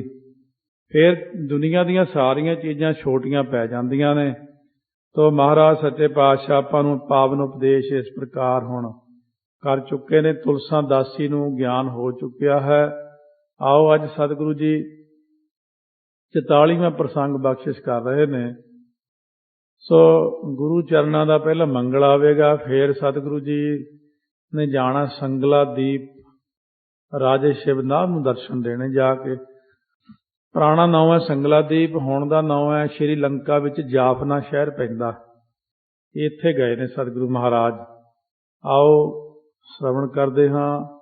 ਸਤਿਗੁਰੂ ਜੋ ਉਪਦੇਸ਼ ਕਰਨਗੇ, ਬਖਸ਼ਿਸ਼ ਕਰਨਗੇ, ਰਸਨਾ ਨੂੰ ਪਵਿੱਤਰ ਕਰੀਏ। ਪਰ ਮਹਾਰਾਜ ਕਹਿੰਦੇ ਨੇ ਹੁਣ ਸਾਰਾ ਕੁਝ ਜਦੋਂ ਸਿੱਖ ਹੀ ਲਿਆ, ਹੁਣ ਸਭ ਕੁਝ ਭੁੱਲ ਕੇ ਸਿਰਫ ਆਤਮਾ ਵਿੱਚ ਪਹੁੰਚ ਕੇ ਆਖੋ ਸਤਿਨਾਮ ਸ੍ਰੀ ਵਾਹਿਗੁਰੂ ਸਾਹਿਬ ਜੀ। ਸਤਿਨਾਮ ਸ੍ਰੀ ਵਾਹਿਗੁਰੂ ਸਾਹਿਬ ਜੀ। ਦੋਹਰਾ ਸ੍ਰੀ ਗੁਰ ਪਗ ਦੀਪਕਾ ਸਰਸ ਧਰ ਕਰ ਹਿਰਦੇ ਨਿਕੇਤ। ਸ੍ਰੀ ਗੁਰ ਪਗ ਦੀਪਕ ਸਰਸ। ਸੋ ਇਸ ਪ੍ਰਕਾਰ ਧੰਨ ਗੁਰੂ ਨਾਨਕ ਦੇਵ ਜੀ ਦੇ, ਕਿਉਂਕਿ ਮੰਗਲ ਉਹਨਾਂ ਦਾ ਹੀ ਹੈ, ਜਿਹੜੇ ਪਗ ਚਰਨ ਨੇ ਉਹ ਦੀਪਕ ਦੇ ਸਰਸ ਭਾਵ ਦੀਪਕ ਦੇ ਬਰਾਬਰ ਨੇ। ਉਹ ਦੀਵਾ ਜਿਸ ਵਿੱਚ ਤੇਲ ਵੱਟੀ ਸਭ ਕੁਝ ਹੈ, ਪਿਆਰ ਪੂਰਤ ਧਰ ਕਰ ਹਿਰਦੇ ਨਿਕੇਤ। ਗੁਰਾਂ ਦੇ ਚਰਨਾਂ ਰੂਪ ਦੀਵੇ ਨੂੰ ਮੈਂ ਆਪਣੇ ਹਿਰਦੇ ਰੂਪ ਘਰ ਦੇ ਵਿੱਚ ਧਰ ਕੇ ਵਸਾ ਕੇ। ਜੁਗਤ ਖੋਜ ਉਚਰਾਂ ਕਥਾ ਸ੍ਰੀ ਵੇਦੀ ਕੁਲ ਕੇਤ। ਵੇਦੀਆਂ ਦੀ ਕੁਲ ਦੇ ਨਿਸ਼ਾਨ ਰੂਪ ਗੁਰੂ ਨਾਨਕ ਦੇਵ ਜੀ ਮਹਾਰਾਜ ਸੱਚੇ ਪਾਤਸ਼ਾਹ ਦੀ ਇਹ ਜਿਹੜੀ ਕਥਾ ਹੈ, ਮੈਂ ਬੜੀ ਯੁਕਤੀਆਂ ਦੇ ਨਾਲ ਚੰਗੀ ਤਰ੍ਹਾਂ ਉਹਨਾਂ ਦੀ ਖੋਜ ਕਰਕੇ ਜਿਹੜੀ ਹੈ ਯੁਕਤੀ ਦੀ ਕਸਵੱਟੀ ਤੇ ਲਾ ਕੇ ਅੱਛੀ ਤਰ੍ਹਾਂ ਇਹ ਕਥਾ ਹੁਣ ਤੁਹਾਨੂੰ ਸੁਣਾਉਣ ਲੱਗਿਆ। ਕਵੀ ਜੀ ਕਹਿੰਦੇ ਮੈਂ ਲਿਖਣ ਲੱਗਿਆ ਹਾਂ। ਜੋ ਪਈ ਕਛਕ ਅਹੈ ਮਨ ਸੁਖ ਬਿਰਤੰਤੇ। ਕਹਿੰਦੇ ਨੇ ਕੁਛ ਕੁ ਜਿਹੜਾ ਬਿਰਤਾਂਤ ਤੁਹਾਨੂੰ ਸੁਣਾਵਾਂਗੇ ਇਹ ਮਨ ਸੁਖ ਸ਼ਾਹੂਕਾਰ ਜੋ ਲਾਹੌਰ ਤੋਂ ਆਇਆ ਸੀ, ਮਹਾਰਾਜ ਦਾ ਸਿੱਖ ਬਣਿਆ ਸੀ ਆ ਕੇ, ਜਿਹਦਾ ਜਹਾਜ਼ ਡੁੱਬਣ ਤੋਂ ਬਚਾਇਆ ਸੀ, ਉਹਦਾ ਸੁਣਾਉਂਦੇ ਹਾਂ। ਸੋ ਸੁਣੀਐ ਸ੍ਰੀ ਗੁਰ ਜਸਵੰਤੇ। ਸ੍ਰੀ ਗੁਰੂ ਜੀ ਜੋ ਜਸ ਵਾਲੇ ਹਨ, ਉਹਨਾਂ ਦਾ ਸੁਣੋ ਅੱਗੇ ਇਤਿਹਾਸ। ਗਇਓ ਸੰਗਲਾ ਦੀਪ ਸੋ ਜਹਿਵਾ। ਜੈਵਾਂ ਤੋਂ ਭਾਵ ਜਿੱਥੇ ਸੰਗਲਾ ਦੀਪ ਹੈ, ਉੱਥੇ ਗਇਓ, ਉਹ ਚਲਿਆ ਗਿਆ। ਨਗਰ ਸਰੋਵਨ ਥੋ ਇਕ ਤਹਿਵਾ। ਉੱਥੇ ਇੱਕ ਬਹੁਤ ਵੱਡਾ ਨਗਰ ਸੀ ਜਿੱਥੇ ਉਹ ਗਿਆ ਸੀ। ਭਾਈ ਸਾਹਿਬ ਨੇ ਖੋਜ ਕੀਤੀ ਆ, ਭਾਈ ਵੀਰ ਸਿੰਘ ਨੇ ਦੱਸਿਆ, ਜਾਫਨਾ ਸ਼ਹਿਰ, ਧਨੀ ਲੋਕ ਜਹੇ ਬਸਤ ਅਪਾਰਾ। ਜਿੱਥੇ ਬਹੁਤ ਸਾਰੇ ਅਮੀਰ ਲੋਕ ਵੱਸਦੇ ਸਨ। ਬਹੁਤ ਸੁੰਦਰ ਜਹ ਰਚੇ ਬਜਾਰਾ। ਜਿੱਥੇ ਬੜੇ ਸੋਹਣੇ ਸੋਹਣੇ ਬਾਜ਼ਾਰ ਰਚੇ ਹੋਏ ਸਨ। ਮਨ ਸੁਖ ਲੈ ਬਣਜ ਨਿਜ ਸਗਰਾ। ਮਨ ਸੁਖ ਆਪਣਾ ਸਾਰਾ ਸੌਦਾ ਲੈ ਕਰਕੇ ਪ੍ਰਾਪਤ ਭਇਓ ਜਾਹੇ ਤਹ ਨਗਰਾ। ਉਸ ਨਗਰ ਦੇ ਵਿੱਚ ਜਾ ਪਹੁੰਚਿਆ। ਉਤੋ ਜਹਾਂ ਸਿਵ ਨਾਵ ਕੁਵਾਲਾ। ਭਵਾਲਾ ਤੋਂ ਭਾਵ ਜਿੱਥੇ ਰਾਜਾ ਸੀ, ਸ਼ਿਵਨਾਭ ਰਹਿਣ ਵਾਲਾ ਰਾਜਾ, ਉਹਦਾ ਨਾਮ ਸੀ ਸ਼ਿਵਨਾਭ। ਕਰਮ ਧਰਮ ਮਹਿ ਚਾਲਤ ਵਿਸਾਲਾ। ਜਿਹੜਾ ਬਹੁਤ ਹੀ ਕਰਮ ਧਰਮ ਦੇ ਵਿੱਚ ਰੁਚੀ ਰੱਖਣ ਵਾਲਾ, ਉਹਦੇ 'ਚ ਚੱਲਦਾ। ਸਾਲਗ੍ਰਾਮ ਉਪਾਸਨ ਰਾਖੈ। ਉਹ ਸਾਲਗ੍ਰਾਮ ਹੁੰਦਾ, ਜਿਵੇਂ ਪੱਥਰ ਰੱਖ ਕੇ ਮੂਹਰੇ ਉਹਦੀ ਪੂਜਾ ਕਰਦਾ ਸੀ ਦੇਵਤਾ ਦੀ। ਵਰਤ ਇਕਾਸੀ ਕਰ ਅਭਿਲਾਖੈ। ਉਹ ਹਮੇਸ਼ਾ ਇਕਾਦਸ਼ੀ ਦਾ ਵਰਤ ਰੱਖਦਾ ਹੁੰਦਾ ਸੀ। ਸਰਬ ਨਗਰ ਨਰ ਰਹਿਤ ਅਨਸਨਾ। ਸਾਰੇ ਜਿੰਨੇ ਨਗਰ ਦੇ ਲੋਕ ਸਨ, ਉਸ ਦਿਨ ਅਨਸਨਾ ਹੁੰਦਾ, ਬਿਨਾ ਅਨ ਅਸਨਾ ਅਸਲ ਅੱਖਰ ਹੈ, ਉਹਨੂੰ ਛੋਟਾ ਬਣਾਤਾ ਅਨਸਨਾ। ਇਹ ਬਿਨਾ ਰੋਟੀ ਤੋਂ ਸਾਰੇ ਲੋਕ ਰਹਿੰਦੇ, ਬਈ ਅੱਜ ਕਿਸੇ ਨੇ ਰੋਟੀ ਨਹੀਂ ਖਾਣੀ। ਰਾਜਾ ਕਹਿੰਦਾ ਹੁੰਦਾ ਸੀ, ਅੱਜ ਇਕਾਦਸ਼ੀ ਦਾ ਵਰਤ ਰੱਖਿਆ ਹੋਇਆ। ਇਹ ਦਿਨ ਕੋਈ ਨ ਕਰਹੀ ਅਸਨਾ। ਉਸ ਦਿਨ ਕੋਈ ਬੰਦਾ ਉੱਥੇ ਰੋਟੀ ਨਹੀਂ ਸੀ ਖਾਂਦਾ। ਭਾਨ ਉਦੇ ਤੇ ਕਰਹਿ ਸਨਾਨਾ। ਸੂਰਜ ਚੜ੍ਹਨ ਤੋਂ ਬਾਅਦ ਫਿਰ ਲੋਕੀ ਇਸ਼ਨਾਨ ਕਰਦੇ। ਤਿਲਕ ਲਗਾਵੇਂ ਤਨ ਵਿਦ ਨਾਨਾ। ਸਰੀਰ ਦੇ ਉੱਤੇ ਨਾਨਾ ਪ੍ਰਕਾਰ ਦੇ 12 ਤਿਲਕ ਲੱਗਦੇ ਨੇ, ਮੱਥੇ ਤੇ ਇਸੇ ਪ੍ਰਕਾਰ ਸਾਰੇ ਪ੍ਰਕਾਰ ਤਿਲਕ ਜਿਹੜੇ ਹੁੰਦੇ ਨੇ ਉਹ ਲੱਗਦੇ ਹਨ। ਅਸ ਪ੍ਰਕਾਰ ਕੀ ਰੀਤ ਨਰੇਸਾ। ਇਸ ਤਰੀਕੇ ਦੀ ਜਿਹੜੀ ਰਾਜੇ ਦੀ ਨੀਤੀ ਸੀ, ਬਈ ਜਿਵੇਂ ਮੈਂ ਧਰਮ ਨੂੰ ਕਮਾਉਣਾ, ਜਿੰਨਾ ਕੁ ਉਹਨੂੰ ਪਤਾ ਸੀ, ਉਹਨੂੰ ਇੰਨਾ ਪਤਾ ਸੀ ਕਿ ਇਕਾਦਸ਼ੀ ਦਾ ਵਰਤ ਰੱਖੀਦਾ ਹੈ, ਬਸ ਇਹ ਲੋਕਾਂ ਤੋਂ ਕਰਵਾਉਂਦਾ ਸੀ। ਉਹ ਆਪ ਕਰਹਿ ਕਹਿ ਦੇਸਨ ਦੇਸਾ। ਆਪ ਵੀ ਕਰਦਾ ਸੀ ਤੇ ਦੂਜਿਆਂ ਤੋਂ ਕਰਾਉਂਦਾ ਸੀ। ਇਹ ਪੁਰ ਪਰ ਵਿਸਿਓ ਮਨ ਸੁਖ ਜਾਈ। ਉਸ ਪੁਰੀ ਦੇ ਵਿੱਚ ਹੁਣ ਮਨ ਸੁਖ ਸ਼ਾਹੂਕਾਰ ਆਪਣਾ ਸਮਾਨ ਵੇਚਣ ਵਾਸਤੇ ਗਿਆ ਹੈ। ਸਰਬ ਵੰਜ ਕੀ ਸੌਜ ਲਵਾਈ। ਸਾਰਿਆਂ ਤਰੀਕਿਆਂ ਦੀ ਸਮੱਗਰੀ ਲੈ ਕਰਕੇ ਉੱਥੇ ਲਗਵਾ ਦਿੱਤੀ ਹੈ, ਉੱਥੇ ਭਾਵ ਸਜਾ ਦਿੱਤੀ, ਵੇਚ ਦਿੱਤੀ ਹੈ। ਡੇਰਾ ਕੀਨ ਥਾਹੇ ਸੁਭ ਦੇਖੀ। ਇੱਕ ਸੋਹਣਾ ਜਿਹਾ ਥਾਂ ਦੇਖ ਕੇ ਉਹਨੇ ਆਪਣਾ ਉੱਥੇ ਟਿਕਾਣਾ ਰਾਤ ਕੱਟਣ ਦਾ ਬਣਾ ਲਿਆ। ਜਿਸ ਮੈਂ ਸਿੱਖੀ ਰੀਤ ਬਸੇਖੀ। ਹੁਣ ਉਹ ਸੀ ਗੁਰੂ ਨਾਨਕ ਦੇਵ ਜੀ ਦਾ ਪੱਕਾ ਸਿੱਖ। ਉਹਨੂੰ ਲਿਖ ਕੇ ਵੀ ਸ਼ਬਦ ਦਿੱਤੇ ਸੀ ਜਿੰਨੇ ਕੁ ਉਦੋਂ ਹੁੰਦੇ ਸੀ। ਜਪਜੀ ਸਾਹਿਬ ਜਾਂ ਕਹਿ ਲਓ ਹੋਰ ਜਿਹੜੇ ਬਾਣੀਆਂ ਲਿਖੀਆਂ ਉਦੋਂ ਪਹਿਲਾਂ ਨਹੀਂ ਸੀ ਹਲੇ, ਤਾਂ ਇਸੇ ਪ੍ਰਕਾਰ ਹੋਰ ਜਿੰਨੇ ਸ਼ਬਦ ਸਨ ਉਦੋਂ, ਉਹ ਲਿਖ ਕਰਕੇ ਉਹਨੂੰ ਦਿੱਤੇ ਮਹਾਰਾਜ ਨੇ, ਵੀ ਰੋਜ਼ ਇਸ਼ਨਾਨ ਕਰਕੇ ਇਹਨਾਂ ਸ਼ਬਦਾਂ ਦਾ ਅਭਿਆਸ ਕਰਨਾ ਹੈ। ਸ੍ਰੀ ਨਾਨਕ ਜਿਉ ਐਸ ਪਰਾਹੀ। ਸੋ ਜਿਵੇਂ ਗੁਰੂ ਨਾਨਕ ਦੇਵ ਮਹਾਰਾਜ ਸੱਚੇ ਪਾਤਸ਼ਾਹ ਨੇ ਉਹਨੂੰ ਆਗਿਆ ਕਹੀ ਸੀ ਕਿ ਇਹ ਸ਼ਬਦ ਪੜ੍ਹਨੇ ਨੇ, ਜਪਜੀ ਸਾਹਿਬ ਦੀ ਰਚਨਾ ਹਲੇ ਹੋਣੀ ਹੈ। ਨਿਤ ਪ੍ਰਤ ਕਰਹਿ ਤਿਉ ਨਿਰਵਾਹੀ। ਰੋਜ਼ ਹਰ ਰੋਜ਼ ਇਸੇ ਪ੍ਰਕਾਰ ਉਹ ਨਿਰਵਾਹ ਕਰਦੇ ਹਨ, ਪੜ੍ਹਦੇ ਹਨ। ਸਵਾ ਜਾਮ ਨਿਸ ਕਰਹਿ ਸਨਾਨਾ। ਜਦੋਂ ਸਵਾ ਜਾਮ ਹੁੰਦਾ, ਰਾਤ ਪਹਿਰ ਇੱਕ ਰਾਤ ਰਹਿ ਜੇ 2:30 ਵਜੇ ਸਵੇਰੇ, 2:15 ਵਜੇ ਉੱਠਦਾ, 2 ਵਜੇ ਉੱਠਦਾ, ਉੱਠ ਕੇ ਇਸ਼ਨਾਨ ਕਰਦਾ। ਭਾਈ ਇੱਕ ਮਨ ਕਰਹਿ ਕੀਰਤਨ ਗਾਨਾ। ਇੱਕ ਮਨ ਹੋ ਕੇ ਕੀਰਤਨ ਗਾਉਂਦਾ। ਪਹਿਲਾਂ ਜਿੰਨਾ ਕੁ ਸੀ ਉਹ ਸ਼ਬਦਾਂ ਨੂੰ ਗਾਇਨ ਕਰਦਾ। ਗੁਰ ਕੇ ਸ਼ਬਦ ਅਧਿਕ ਲਿਖ ਲੀਨੇ। ਕਿਉਂਕਿ ਗੁਰੂ ਨਾਨਕ ਸਾਹਿਬ ਤੋਂ ਨੇ ਬਹੁਤ ਸਾਰੇ ਸ਼ਬਦ ਲਿਖੇ ਹੋਏ ਸਨ। ਬੜੇ ਪ੍ਰੇਮ ਕਰ ਚਿਤ ਹਿਤ ਦੀਨੈ। ਪੜ੍ਹਦਾ ਸੀ ਬੜਾ ਪ੍ਰੇਮ ਦੇ ਨਾਲ, ਐ ਚਿੱਤ ਦਾ ਪਿਆਰ ਲਾ ਕੇ, ਕਿਉਂਕਿ ਉਦੋਂ ਗੁਰਸਿੱਖਾਂ ਨੂੰ ਹਲੇ ਨਵੀਂ ਨਵੀਂ ਬਾਣੀ ਦੀ ਪ੍ਰਾਪਤੀ ਹੋਈ ਸੀ, ਸ਼ਰਧਾ ਸੀ ਗੁਰੂ ਸਾਹਿਬ ਦਾ। ਵੈਸੇ ਵੀ ਕਿਰਪਾ ਰੂਪੀ ਹੱਥ ਉਹਦੇ ਸਿਰ ਤੇ ਆਗਿਆ ਲੈ ਕੇ ਚੱਲਿਆ ਸੀ। ਹੋਰ ਪਈ ਪੰਚਾਮ੍ਰਿਤ ਕਰਕੇ। ਹੁਣ ਗੁਰਸਿੱਖ ਦਾ ਕਰਮ ਕੀ ਹੈ? ਸਵੇਰ ਹੋਈ, ਪੰਚਾਮ੍ਰਿਤ ਕੜਾਹ ਪ੍ਰਸ਼ਾਦ ਕੀਤਾ ਤਿਆਰ। ਜੇ ਪੁੱਛੀਏ ਕਿਸੇ ਨੂੰ ਇੱਥੇ ਵੀ ਪੰਚਾਮ੍ਰਿਤ ਕਿਉਂ ਕਹਿੰਦੇ ਨੇ, ਫੇਰ ਨਹੀਂ ਦੱਸਣਾ ਕਿਸੇ ਨੇ ਪੰਚਾਮ੍ਰਿਤ ਕੀ ਹੁੰਦਾ। 5 ਚੀਜ਼ਾਂ ਹੁੰਦੀਆਂ ਪੰਚਾਮ੍ਰਿਤ। ਆਏ ਇਸ ਪ੍ਰਕਾਰ ਆਟਾ, ਖੰਡ, ਘਿਓ, ਚੌਥਾ ਪਾਣੀ, ਪੰਜਵੀਂ ਅੱਗ। 5 ਚੀਜ਼ਾਂ ਰਲਦੀਆਂ ਤਾਂ ਪੰਚਾਮ੍ਰਿਤ ਬਣਦਾ ਕੜਾਹ ਪ੍ਰਸ਼ਾਦ। ਕਰ ਅਰਦਾਸ ਭਾਉ ਔਰ ਧਰ ਕੈ, ਫਿਰ ਬੜਾ ਭਾਵਨਾ ਕਰਕੇ ਅਰਦਾਸ ਕੀਤੀ ਹੈ। ਜਿਗਟ ਨਰਨ ਸਭ ਹੀ ਕੋ ਦੇਖੈ, ਜਿਹੜੇ ਨੇੜੇ ਨੇੜੇ ਬੰਦੇ ਸੀ ਉਹਨਾਂ ਨੂੰ ਪ੍ਰਸ਼ਾਦ ਵੰਡ ਦਿੱਤਾ ਹੈ। ਬਹਰੋ ਆਪ ਅਚਹ ਕਰ ਲੈ ਕੈ, ਫਿਰ ਆਪ ਲੈ ਕਰਕੇ ਪ੍ਰਸ਼ਾਦ ਛਕਦਾ ਹੈ। ਅਸ ਪ੍ਰਕਾਰ ਨਿਤ ਨੇਮ ਨਿਵਾਹੈ, ਇਸ ਤਰੀਕੇ ਨਾਲ ਹਰ ਰੋਜ਼ ਆਪਣੇ ਨੇਮ ਨੂੰ ਨਿਭਾਉਂਦਾ ਹੈ। ਵਣਜ ਕਰੈ ਪੁਨ ਪਾਵ ਤਲਾਹੈ, ਫਿਰ ਖੱਟੀ ਖੜਦਾ ਹੈ। ਉੱਥੇ ਜਿਹੜਾ ਸਮਾਨ ਲਿਆਂਦਾ ਸੀ ਉਹਦੀ ਦੁਕਾਨ ਲਾ ਕੇ ਉਹਨੂੰ ਵੇਚਦਾ ਹੈ। ਸੰਧਿਆ ਹੋਈ ਤਬ ਹੈ ਗੁਰਬਾਣੀ, ਸ਼ਾਮ ਦੇ ਵਕਤ ਫਿਰ ਗੁਰੂ ਕੀ ਬਾਣੀ ਪੜ੍ਹਦਾ ਹੈ। ਪੜ੍ਹੈ ਪ੍ਰੀਤ ਕਰਕੇ ਸੁਖ ਸਾਨੀ, ਇਹ ਸੁੱਖਾਂ ਦੇ ਨਾਲ ਮਿਲੀ ਹੋਈ ਜਿਹੜੀ ਬਾਣੀ ਹੈ ਉਹਨੂੰ ਪੜ੍ਹਨਾ ਕਰਦਾ ਹੈ ਪਿਆਰ ਨਾਲ।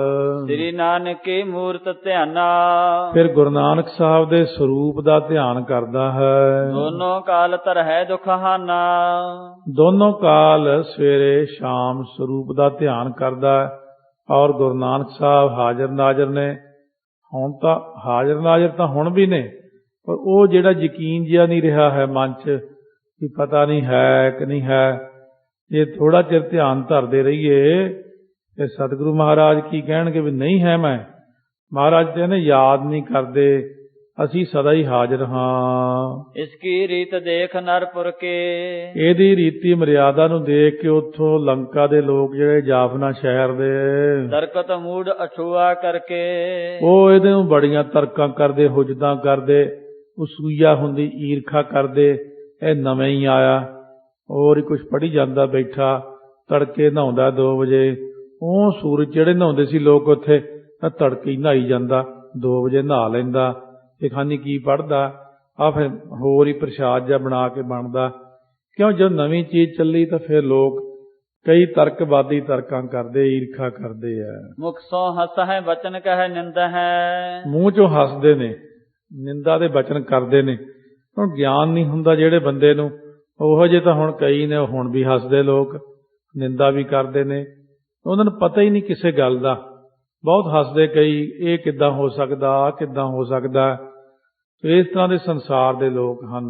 ਸੋ ਮਾਰ ਕੇ ਗਤਨ ਹੈ ਬਿੰਦ ਹੈ, ਜਿਹੜਾ ਸ਼ੁਭ ਮਾਰਗ ਹੈ ਪਰਮਾਤਮਾ ਦੀ ਪ੍ਰਾਪਤੀ ਵਾਲਾ, ਉਹਨੂੰ ਨਹੀਂ ਜਾਣਦੇ। ਜਿਹੜਾ ਗੁਰੂ ਨਾਨਕ ਦਾ ਮਾਰਗ ਹੈ, ਇਹ ਜੇ ਆਪਾਂ ਵਿਚਾਰ ਕੇ ਦੇਖੀਏ, ਹੋਰ ਕੋਈ ਰੱਬ ਨੂੰ ਮਿਲਾਉਂਦਾ? ਰੱਬ ਨੂੰ ਨਹੀਂ ਮਿਲਾਉਂਦਾ ਹੋਰ ਕੋਈ।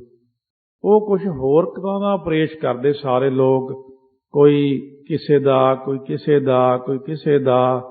ਇਸੀ ਕੋਈ ਕੋਏ ਮੰਝ ਨਿਮਾਣੀ ਇੱਕ ਤੂੰ। ਮਹਾਰਾਜ ਕਹਿੰਦੇ ਨੇ ਅਸਲ ਜਿਹੜਾ ਪਰਮਾਤਮਾ ਦਾ ਉਪਦੇਸ਼ ਦਿੱਤਾ ਉਹ ਗੁਰੂ ਨਾਨਕ ਪਾਤਸ਼ਾਹ ਨੇ ਦਿੱਤਾ। ਮਿਲਾਉਣ ਦਾ ਉਪਦੇਸ਼ ਮਹਾਰਾਜ ਕਹਿੰਦੇ ਅਸੀਂ ਮਿਲਾਉਨੇ। ਹੋਰ ਕੋਈ ਕਹੇ ਕਿ ਮੈਂ ਪਰਮਾਤਮਾ ਨੂੰ ਬਣਾਉਂਦਾ, ਨਹੀਂ ਮਿਲਾਉਂਦਾ। ਕੋਈ ਕਹਿੰਦਾ ਉਹਦੀ ਉਪਾਸਨਾ ਕਰ ਲਓ, ਉਹਦੀ ਕਰ ਲਓ, ਉਹਦੀ ਕਰ ਲਓ। ਉਹਨਾਂ ਦੇ ਅਲੱਗ-ਅਲੱਗ ਹਨ ਸਾਰਿਆਂ ਦੇ। ਪੀਰ ਪੈਗੰਬਰ, ਦੇਵੀ ਦੇਵਤਾ ਉੱਥੇ ਤੱਕ ਸੀਮਤ ਰਹਿੰਦੇ ਆ। ਹਿੰਦ ਕਹਾਵੈ ਧਰਮ ਵਿਹੀਨਾ, ਇਸ ਕਰਕੇ ਲੋਕ ਹੁਣ ਕੀ ਤਰਕਾਂ ਕਰਦੇ ਆ, ਕਹਿੰਦੇ ਆਪਣੇ ਆਪ ਨੂੰ ਹਿੰਦੂ ਕਹਾਉਂਦਾ ਪਰ ਧਰਮ ਤੋਂ ਵਿਹੀਣਾ ਹੈ।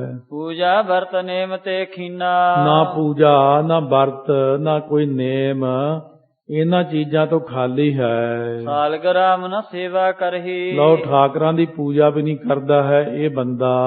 ਮਸਤਕ ਵਿਖੈ ਤਿਲਕ ਨਹਿ ਧਰਹੀ, ਮੱਥੇ ਤੇ ਤਿਲਕ ਵੀ ਨਹੀਂ ਲਾਉਂਦਾ। ਸਗਰੇ ਨਗਰ ਪ੍ਰਗਟ ਸੁਧ ਹੋਈ, ਸਾਰੇ ਨਗਰ ਦੇ ਵਿੱਚ ਇਹ ਗੱਲ ਫੈਲ ਗਈ। ਧਰਮ ਭ੍ਰਿਸ਼ਟ ਇਹ ਬਣਿਆ ਕੋਈ, ਇਹ ਬਾਣੀਆਂ ਕੋਈ ਧਰਮ ਭ੍ਰਿਸ਼ਟੀਆ ਹੈ। ਇਹ ਇੱਥੇ ਕਿੱਥੇ ਆ ਗਿਆ? ਇਹਦਾ ਕੋਈ ਧਰਮ ਨਹੀਂ, ਦੀਨ ਨਹੀਂ ਹੈ। ਭੂਬਤ ਕੇ ਟਿਕ ਜਾਏ ਸੁਨਾਓ, ਕਹਿੰਦੇ ਜਾ ਕੇ ਰਾਜੇ ਕੋਲ ਸੁਣਾਇਓ, ਸੁਣਾਉਣਾ ਕੀਤਾ।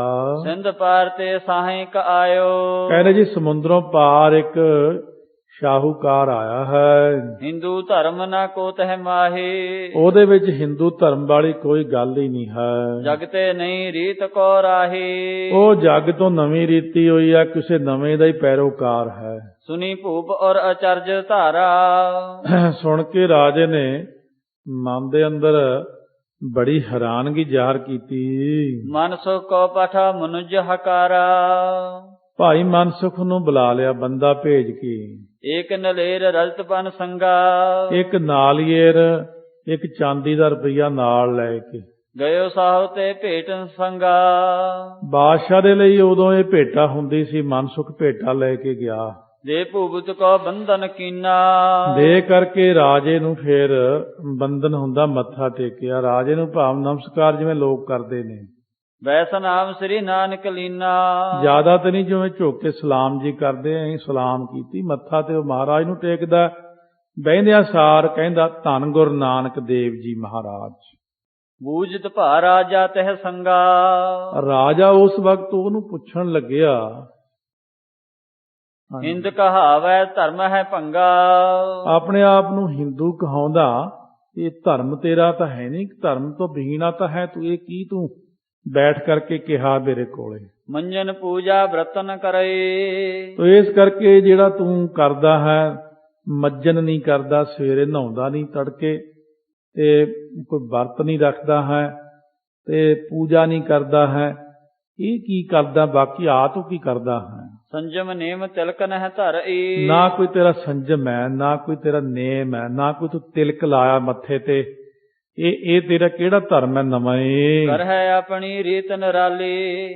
ਆਪਣੀ ਤੂੰ ਨਿਰਾਲੀ ਰੀਤੀ ਕਰਦਾ, ਦੁਨੀਆ ਤੋਂ ਕੋਈ ਨਵਾਂ ਹੀ ਆਇਆ ਹੈ ਤੂੰ ਸੰਸਾਰ ਤੇ। ਇਹ ਕਹਿ ਸਿਖਵਨ ਦੀਨ ਕੁਚਾਲੇ।